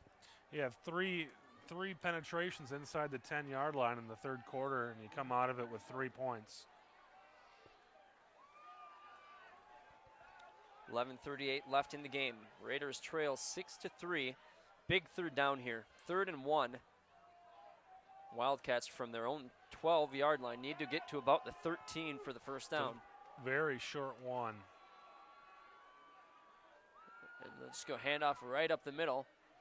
And that will be good for a 1st down as they get to about the 15. And that carry, that was by number 2, Nick Zimmerman. Nice looking run there, too. He just kept those wheels chugging, never stopped. The Raiders actually kind of met him right at the line of scrimmage, and he just kept chugging and get that 1st down. Very nice looking run. So the Wildcats, plenty of field in front of them here, but if they can keep those chains moving and eat up a lot of clock, really put the Raiders in a tough position. Handoff goes up the middle. They'll pick up about 4 yards on 1st down, about exactly what they would want to accomplish at this point in the game. Yeah, they stopped passing, haven't they? Gone right back to that run game and picking up 4 and 5 yards at a clip here on 1st and 2nd down. That sets up 3rd and short for them at some point here. So we got a 2nd and 6. Raiders defense is going to have to come up with a big stop here. They've really helped keep their offense in the game as this game is still at 6-3. The Wildcats seem to be in control here as they continue to move the sticks on this drive. Dive ahead to about the 21, maybe a pickup of 1. We'll set up a 3rd and about 5. Nice stop there. They beat the defense there. I believe that was Ethan Denauer, beat his man and got a hold of the legs of the running back and just never let go. If you grab a guy's legs, he's not going very far. We'll set up a 3rd down and 4 as we're under 10 minutes. Big play here for the Raiders defense. Pretty much any 3rd down from here on out is going to be a very key play in the game. 2 wide receivers out left for the Wildcats. And the pass to the right is complete. And actually they're going to say it was incomplete as the receiver looked like he caught it and dropped it. Instead it'll just be called an incomplete pass. And now that punter, who's had troubles all game long, comes back onto the field. And he's got the wind in his face this time. We'll have to see. Yeah, it only gets tougher for him now. Phil Bates, really nice play in the defensive backfield there, not allowing the receiver to hang on to that ball. Oscar White is back for the punt. They've had so many troubles with the snap. Finally, they get it down, and it's a horrible punt. But it does the trick as it gets out to the 47-yard line. It's very interesting how in high school football, height on the kick doesn't really determine success of a punt. They just kind of line drive it and let it bounce. That was not done on purpose. but it's been effective. Anytime, they just get that low punt, it seems like no one wants to field it or make an attempt to field it. Yeah, that football hit him right in the ankle. The defense is in his head. Holmes in the shotgun. He's got Hilden in motion. He'll fake the handoff. Now the pass. And he has a man open, but he overthrows him. Probably that wind again, as we've seen a lot of overthrown passes as we go left to right here on camera. Yeah, he actually had that man open. And for some reason, whenever these guys get the wind at their back, they decide they're going to throw the football. And it hasn't really had much success at all tonight for either team throwing the football. Could have been a big play, but not really a well-thrown pass there. 9:21 left. Clock stops with incomplete pass. Hilden in motion again. This time the handoff is to Edholm, and Edholm will dive ahead, pick above about 4 yards, so get it to about midfield. So make it a 3rd down and about 7. That's a really tough down and distance on the 50-yard line. We're under 9 minutes left in the game. Raiders, with the time dwindling down, are not going to have a whole lot more opportunity to score. That last drive they were down at the 5, could have kicked the field goal to tie it. Instead, they find themselves trailing by 3, and now we're down to 8:45. And the quarterback keeper might have gotten the first down as Holmes. That's going to be really close. Takes it to about the 37. That's where the first down marker was, and it depends on the spot, really. And they're going to put it short. So bad spot for the Wildcats, or for the Raiders, I should say. Yeah, I think you have to go for it, and you have to give it to 44, and you let the defense knows it's coming, and you know it's coming. You just have to push them out of the way. You only need a half a yard. Fourth down has not been kind to the Raiders. They need 1 yard here at the 44, need to get to about the 43, and it looks like the defense jumped. We'll wait for the call, but it looked like the defender jumped across the line, which would be huge for the Raiders, obviously. It's against Hudson. They're gonna, well, they called a false start. I don't know what that call was, but it was on the defense, and he changed it to an offsides. Boy, my heart sank there for a moment. So the automatic first down on the 5-yard penalty. The Raiders are back in business here. Suddenly this play loses importance compared to the last one. Now the handoff, actually looking to hand it off to Edholm, and that was a very delayed play as it looked like he was trying to stuff it into the chest of Edholm. Had a defender in between him, and somehow he was able to pull the ball back and keep it himself, getting to about the 30-yard line. So very good pickup on first down. Yeah, they're in a good position where the River Falls defense is keen on Edholm, and they went right for Edholm, and Bo Holmes kind of held onto the ball, and nice pickup there of about 7 yards on first down. Officials blowing the whistle. Now they'll start the clock up again. Holmes under center. Branson in motion. Branson has the ball. He's trying to get to the corner. Unable to get out to the edge. He gets tackled right around the 33-yard line. This will set up a third down, and it looks like about 5 yards. The Raiders had some success with that play in the third quarter, and that time they just didn't get it sealed off. River Falls was able to beat the blocks over there and come up with that stop. Make it 3rd and 4 as we're under 7 minutes left here in the game. Yeah, we're in 4-down territory now. 2 wide receivers out left, one to the right. That is Travis Hilden. He is in motion. Branson dropping back to pass, and he's trying to throw it down the seam, and once again, just overthrown. Branson was also wide open on the left side of the field. And not quite sure why they're trying to pass. Their only success in this game has come on the ground, and they keep trying to go to the air. Now you've got a 4th down and long.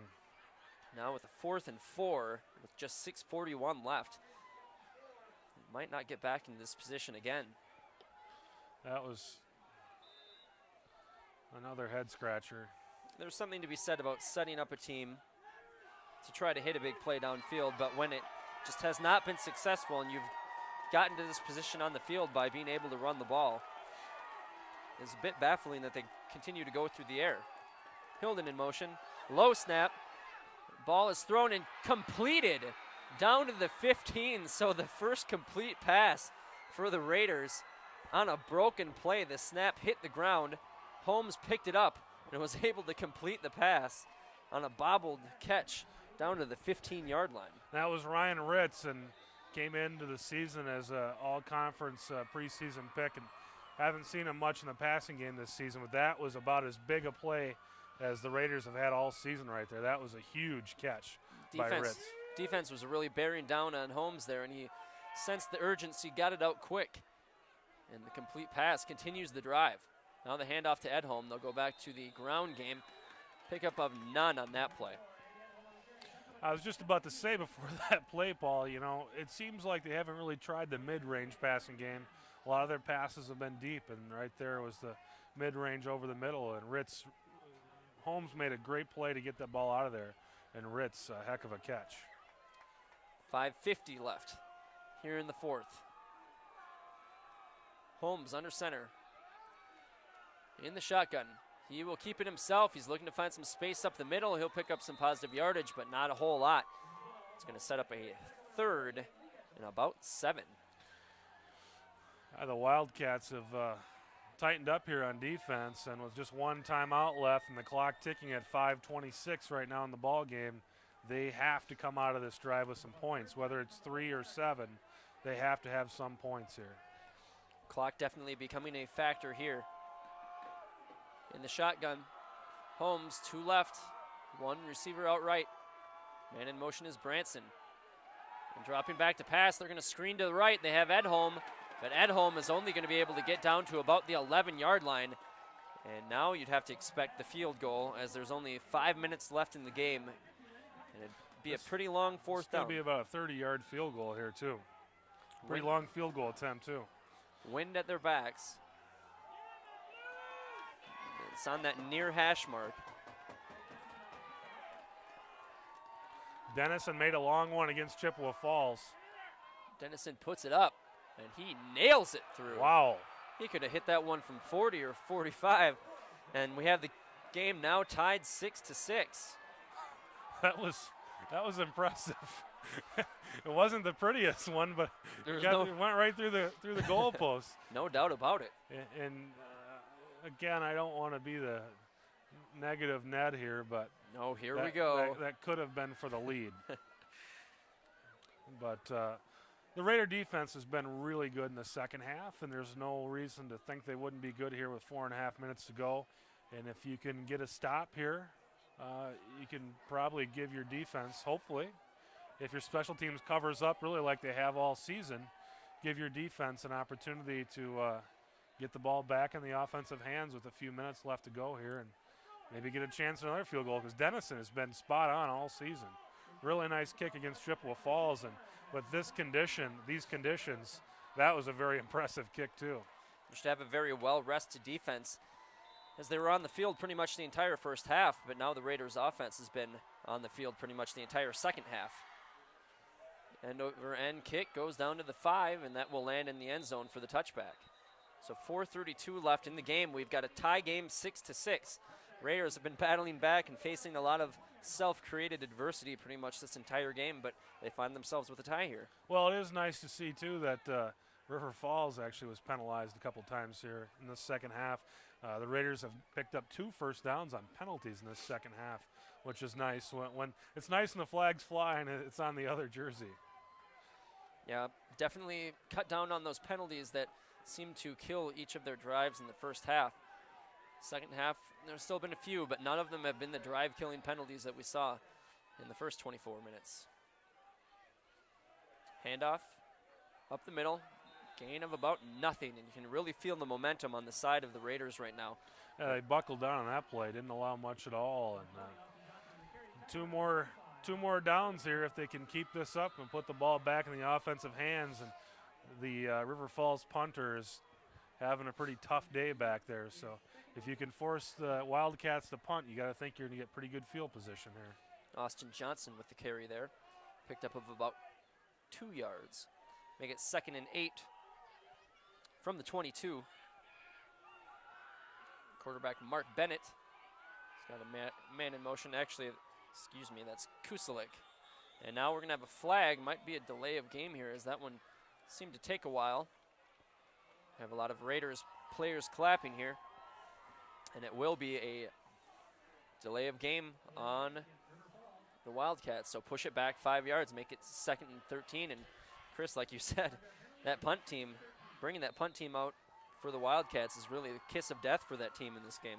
It's been a tough deal. The long snipers had a hard time, and in turn that's made things really difficult for the punter. Down to 3:48 left, a tie game here in the fourth quarter, 6-6. Kusalik drops back, he's looking to pass. He's going to fire it to the right, and that is overthrown. Had a man with his defender beat, but again, just passes offline for both teams so far in this game. Yeah, with these conditions, I mean, the field's wet, a little slick, and the ball is going to be slick, and it's just really tough to pass the ball in these kind of conditions. Your receivers can fall down, the quarterback can fall down, the ball's slippery, and throwing that incompletion just put time on the clock for the Raiders here. It's 3rd and 13. 3:43 left in the game. Huge play for the Raiders and the Wildcats. Huge play for everybody involved. Fans really getting into it for the Raiders. Pass to the right is complete, and that is going to be for a first down, and there might be a penalty tacked on for the extra shove. So a 15-yarder will be tacked on at the end of that play. So there's that penalty. And just a stupid penalty right in front of the Wildcats bench. That was a really, really bad decision. I mean, you give up the first down, it's bad enough, and then you give them another 15 yards. You have to play this game right now to win the game, and that was just horrendous. I mean, and the ball will be marked all the way up to the 50-yard line. That could be a game-deciding penalty. Very undisciplined play. I'm speechless. If you're going to hit somebody late, this is definitely not the point to do it, as there's 3:36 left. Ball spotted at the 50. And some troubles with the handoff there, as the ball will be pushed back to the 45. So for the most part, the Raiders defense doing their job, just that one complete pass for that first down and that penalty made up for a 25-yard gain. That's what made the penalty the worst, is that your defense has done a good job. You gave up a first down, and that can be frustrating, but you cannot allow that frustration to give the other team an extra 15 yards. You just can't do that. But Chaz Larson in there and just blew that play up. Ryan Kusalik in as quarterback, 3 wide receivers out right, 1 out left, and the pass is thrown and complete. What a catch there by the Raiders, or by the Wildcats, excuse me. That was number 80, Zach Pavlicek. He one-handed reached back and tipped that ball right into his chest and caught it as he fell to the ground. So not a huge gainer, but definitely an impressive catch. Well, it takes it from a 3rd down and 11 to a 3rd down and 3. So it didn't give him first down, but that really changed the complexion of this 3rd down with just 2.5 minutes left to play in this game. So now the Wildcats having a little bit of success through the air. Quarterback is Bennett. He'll hand off, and the running back, number 45, Oscar White, will get stuffed short of the first down. Now we've got a decision.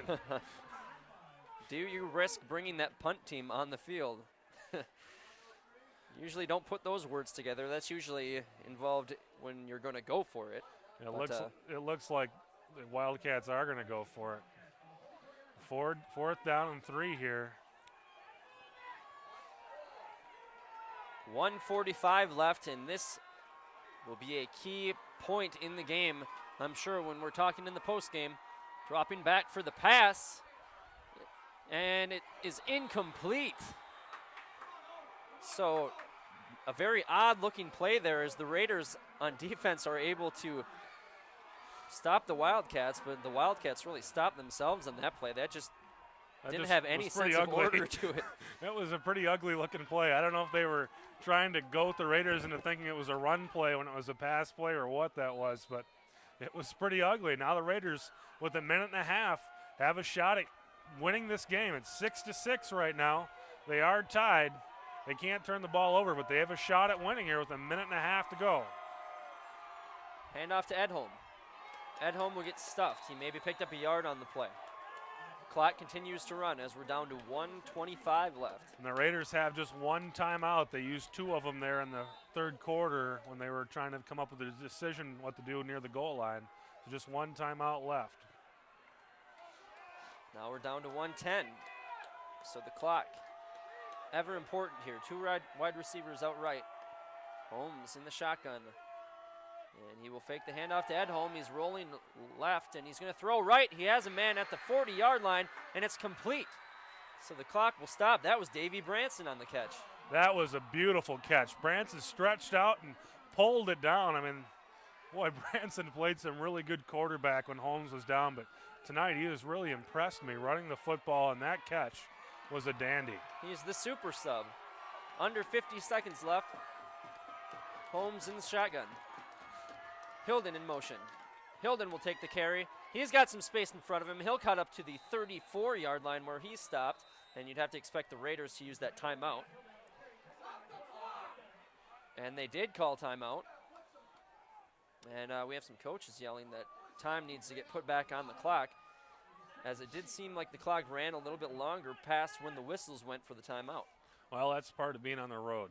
Sometimes the clock, man, on the roadside's a little bit slow with the finger there, and we'll see if the officials come back and put some time out. The referee is coming down here. It looks like he's going to have a word. And it is cold, so trying to get your finger on that button to stop the clock. Might have a frozen digit.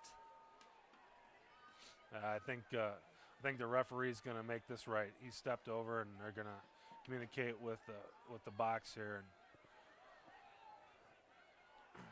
And 36.3 is what is currently on the board. That might change. Regardless, not a lot of time left. 6-6 is the score. The Raiders are close to a first down. It's second down and about 3 yards. And they did put 4 seconds on the clock. So they will get one more stoppage of the clock here with the first down. So 40 seconds left. No timeouts left for the Raiders. Holmes in the shotgun. Second down. And he's dropping back to pass. He's looking deep, and he overthrows Branson again. So it seems like anytime they try to go over 10 yards with those passes, they're just sailing a little bit on Holmes. So the Holmes to Branson, a very unlikely connection coming into the game, is proven to be what they seem to be going for. Yeah, it would be nice to hit that big one down the seam there and get yourself a touchdown and just walk off the field. But, you really only need maybe 10 yards, get that first down, and then pick up maybe another 6-7 yards, go up and spike it, and you can send Dennison back out there. But it's third down and 2. Got to pick up the first down here before we can talk about those possibilities. Hilden in motion. Dropping back to pass again is Holmes, and they're going deep again, and it's overthrown. They go to that well one more time. Hasn't worked the entire game, and they keep going to it. Looking for Branson again. Branson had his man beat on the last play, and I'm sure he went back in the huddle and said, I got him beat. Let's do it again. And that time he didn't get the man beat. But fourth down and 2 here with 30 seconds left. I think you just try to get the first down, and if you don't, then hopefully your defense will hold for 30 seconds and you go to overtime. Ball is at the 35, so not in a position to kick a field goal. Although Dennison did look very good on that last field goal, maybe it gives the coaches a little confidence for him to hit a longer one. This one definitely out of range. The handoff to Edholm up the middle, and he will scamper for the first down and then some. He gets to about the 26-yard line. The clock stops. They need to get themselves a play here. Looks like they're going to go ahead and spike it. 24.3, the clock starts, and they'll spike it. So down to 19.9. Now we're talking about possibly being in field goal range for Dennison. We're still at this point about a 40, probably about a 40-yarder. I don't think even with the wind at their back we're going to feel confident with that. And again, if they get the first down, you get a timeout. So I think you're going to see maybe another shot here. Try to get it into the end zone, or else at least pick up that first down and get up and spike it again and then send Dennison out there. Still a bit of a kick from here. 19.9 left in the game. In regulation, I should say. Holmes under center. Let's see if he looks at Branson again. He's been looking at him all game. And now the pass is going to go to the end zone. That goes too far. That time he was looking for Travis Hilden on the near side. So incomplete pass, clock down to 14.7. And with 14 seconds left, you're going to have to at least get the first down here. You can't throw it short, because if you throw it short, you're not going to get another playoff. So you at least have to get the first down that would stop the clock. Very large personnel change here, and it looks like Dennison. They're going to send the kicker out there, aren't they? Is actually out there. So they're going to attempt the game-winning field goal on third down here. It is straight on, and maybe you send it out there, and if you have a bad snap, they're going to move it up. It's going to be a short placement here. Snap is down, the kick is up, and it is no good. Wide right, had the distance. The field goal is missed, and with 10 seconds left in regulation, the score remains 6-6, and You know, we haven't really mentioned it in a while, but that missed extra point is pretty much the reason that we're looking at overtime right now. Well, between the missed extra point and the other opportunities the Raiders had at the beginning of the third quarter, I wouldn't say we're going to overtime yet, but I would guess that River Falls is probably not going to try anything here with 10 seconds left. Just an odd game so far. 6-6 is not a score you'll see traditionally in high school football, not to mention 2 field goals. So one play will have a kneel down, and that will expire regulation time, and we'll go into overtime. So our first overtime game of the year for the Raiders. Yeah, just really hate to keep dwelling on it, but with those opportunities in the third quarter to kick the field goal, we could be getting on the bus right now and in the heat with a victory. But I think the Raiders got to feel pretty good about going into overtime. They have the momentum. They look better right now on offense than River Falls, but all it takes is one play now that you're in overtime, and that could end the game. So it is just amazing how the Raiders only able to put up 6 points with so many miscues by the special teams of the River Falls Wildcats. To only have 6 points, it's got to be very disappointing, but at the same time, they have to be happy that they're at least at least tied after the end of regulation, as at points in that game, it looked like they weren't going to put up any points. Yeah, we talked about early in this game about how important points are going to be, and that touchdown that River Falls was able to get early on in this game has held on and kept them in this game and taken us to overtime. So, Chris, if you could, run down the rules of overtime if you know them. Don't know? Hey, you're the high school football wonk here. This is the first time that I've seen overtime here. I'm thinking we're going to see a college-style overtime.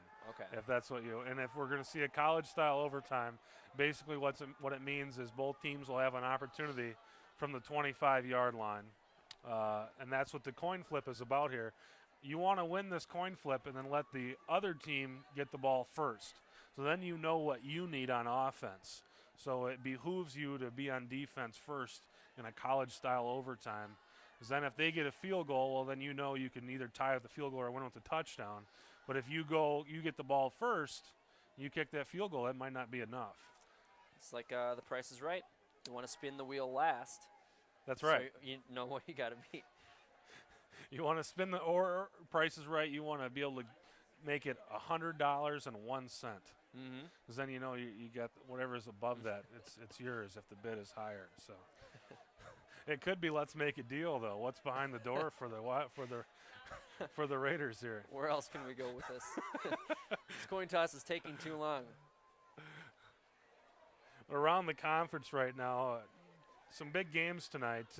Superior at Eau Claire Memorial, and Eau Claire Memorial with a 2-game winning streak. They didn't win a game last year, so a 2-game winning streak is a pretty big deal for them. Eau Claire North on the road at Chippewa Falls. Chippewa Falls 2-1 in conference as well. Their only loss coming to the Raiders 2 weeks ago. And Rice Lake 0-3 visiting the Menominee Indians at 3-0. Let's see what we come up with here. Looks like the Wildcats are going to receive. No, I don't know what that meant, Paul. He tapped the Wildcats' shoulder, and I would say that means they're going to receive.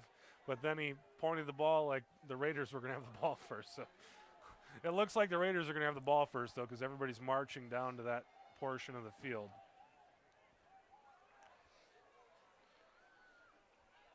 So Hudson, again, with kind of the tough side of this overtime, you want the ball last. But if we go to a second overtime, the Raiders will be in the key position. They'll have the ball last in a second overtime. Maybe it won't be too bad, as the Raiders' offense was just on the field. Maybe they're a little bit more warmed up than they would be if they had to come in cold, like the defense is going to have to. They seem to have some rhythm here in the second half.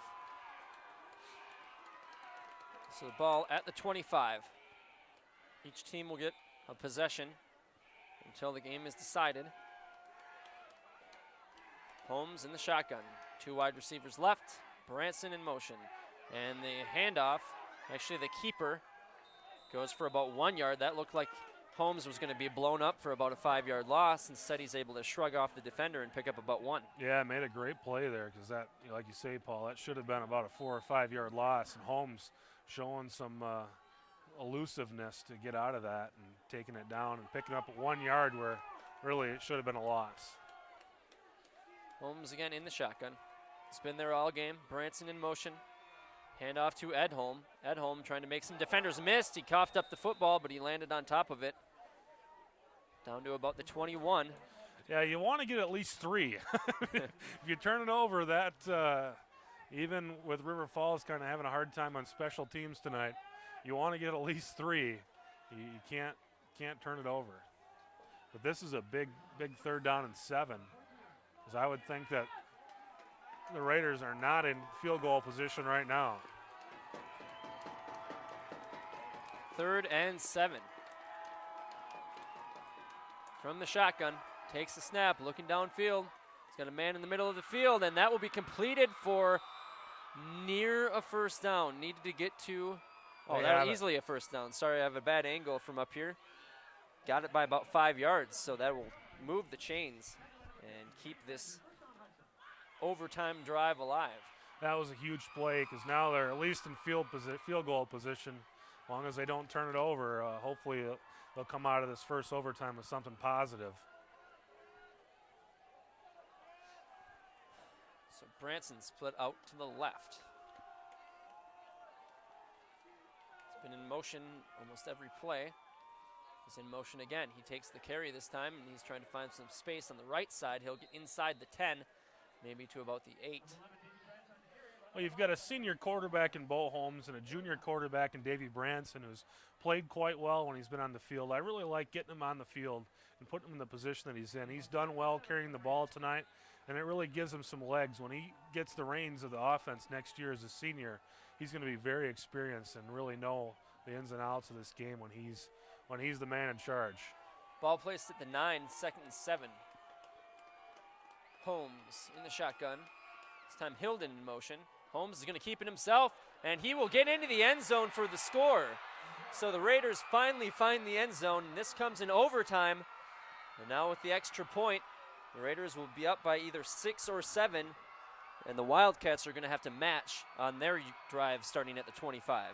That is enormous, because worst case scenario, if the Wildcats get a touchdown, the Raiders will have the ball second in the second overtime. That's worst case scenario.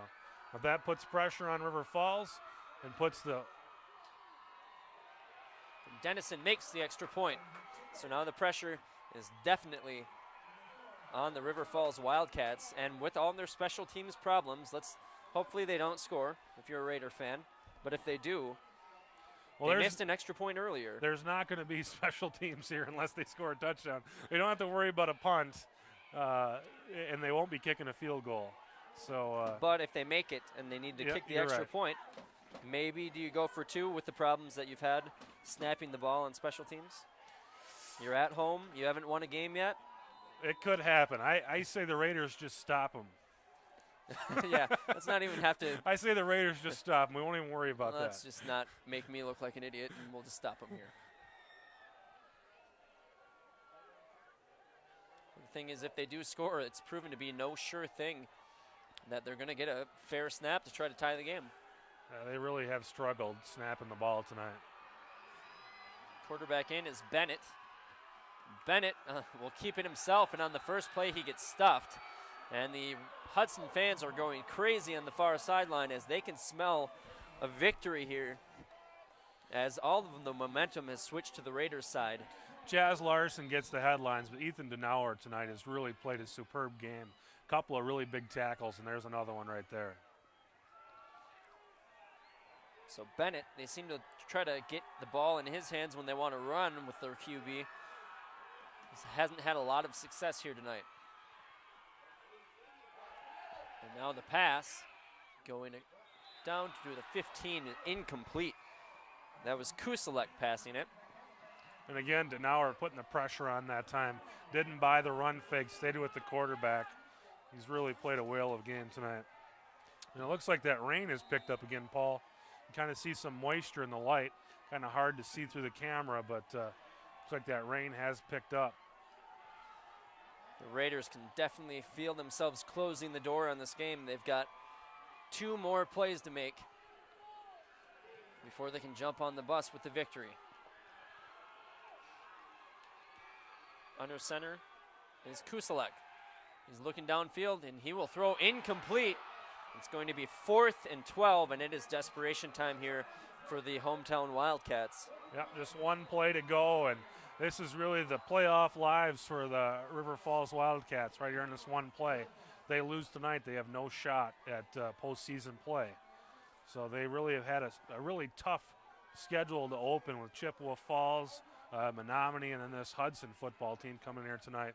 Really dealt a tough set of cards to open their conference season, and they need this play. And the Raiders, one play away from going 3-1 in the conference and heading into next week's football game with Menominee. That's a game for first place. The winner of that game will really be in the driver's seat for the conference crown. So whatever play they have that they've been holding out for this entire season, if there is one, the Wildcats are going to have to pull that play out right now because they need to pick up 12 yards here. Well, there's 4th down and 12, and this rain coming down here, and it's a nasty looking rain. It's a horizontal rain right now too. Things are definitely in the Hudson Raiders' favor. Kusalek under center. He's dropping back. He's looking right. He'll throw across the field, and it is incomplete. The receiver had it in his hands, but the final hit looked like by number 3, Michael Bennett, laid the big hit on the receiver that jarred the ball loose, and the Raiders escape Raymer Field with the 13-6 victory in overtime. Michael Bennett has been huge all season long, Paul, and we haven't called his name yet tonight. And right there, when the Raiders needed a play, he was there because that ball was right on the money. The receiver was there. Bennett came down and put the hit on him and broke that play up because that was a heck of a ball by Kusalek in this rain to throw a laser like that right on target too. If Bennett wasn't there, that was probably a touchdown. Yep. I mean, that was a play, and it's been a tough game tonight. The Raiders really have had a hard time, have almost beat themselves, but when they needed it tonight in the second half, especially in the fourth quarter, they got it. And you have to really strategically, the Raiders had that wind at their back in the fourth quarter. Didn't score a lot of points, but that had to have been a huge part of this, too, to have that wind at their back in the fourth quarter. And I'm assuming that Menominee won the football game tonight against Rice Lake. That sets up a huge game next week, again, for the conference lead. And you got to think it really may have ramifications for the conference crown. The Hudson Raiders, the number 1 defense in this conference against the Menominee Indians, the number 1 offense in the conference. Going to be a heck of a game, and if people want to come out and see it, keep in mind it's a Thursday game. If you show up Friday, you're going to be sitting up there all alone. It'll be a really quiet field. So it's a Thursday game. Let's pack the house. It's a huge game. The Raiders come out of there with a win. Again, I don't want to put wins on the docket that aren't real wins, but the Raiders finish up with a pretty soft schedule with 2 Eau Claire teams. So if they can win against Menominee next week, it really sets up quite well for them to have an opportunity. But tonight, really escaping by the skin of their own teeth, they're going to have to play better than they did tonight to beat a Menominee football team that's putting points up on the board. And even though, it didn't seem like any standout things happened on defense, they still held them to 6 points. Just that one touchdown in the first half.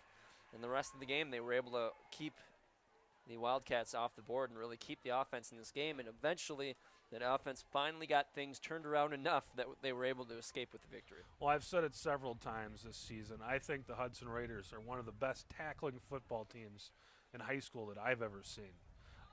And tonight, they did allow 6, 7, 8, 9, 10-yard gains, but they never allowed the big play, and that's what they do best. Every once in a while you may be able to get something on them, but they don't allow big plays because they tackle so well. And one of the positives on offense, I think, that come out of this game is Davey Branson looked really well playing in that position that Tyler Smith usually plays in. We don't know the details on his injury. He was in jeans tonight. Here it's some sort of arm or shoulder injury. He looked, as I saw him on the field walking around, like he was not necessarily in pain, but his arms seemed limited. So it'll be interesting to see if maybe they're just, I heard he did practice Friday, that maybe they're just kind of letting him heal up for next week's game. But Davey Branson really looked great in that little motion slot position that Smith usually plays in. Looked really good catching the ball and had some nice runs too. And that could, show itself later in the season. Tyler Smith comes back.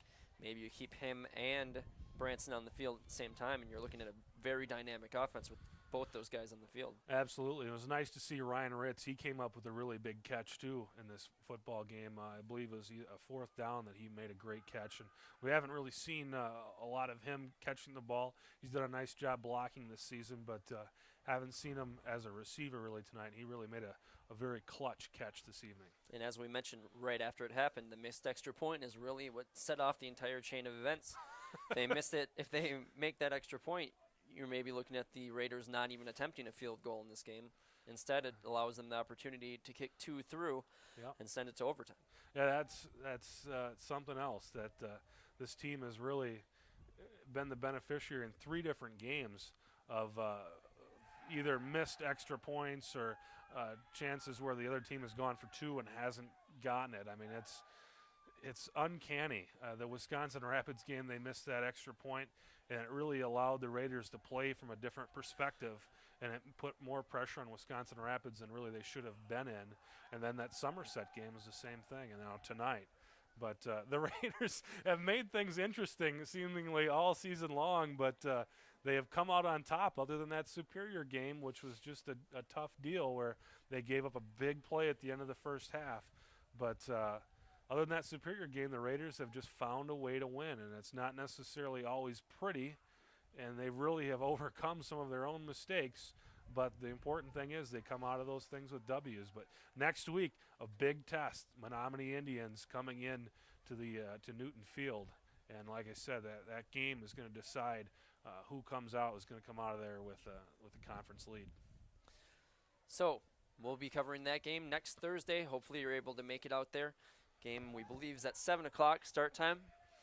And like Chris said, very key game against Menominee. And we hope you all make it out there. But tonight, the Raiders were able to come away with the victory 13-6 over the River Falls Wildcats at Raymer Field on a very cold and wet evening, able to do just enough to win. So, for Chris Larson, I'm Paul Winkles. Thanks for tuning in, and continue to watch all the replays of these football games on Hudson Channel 15.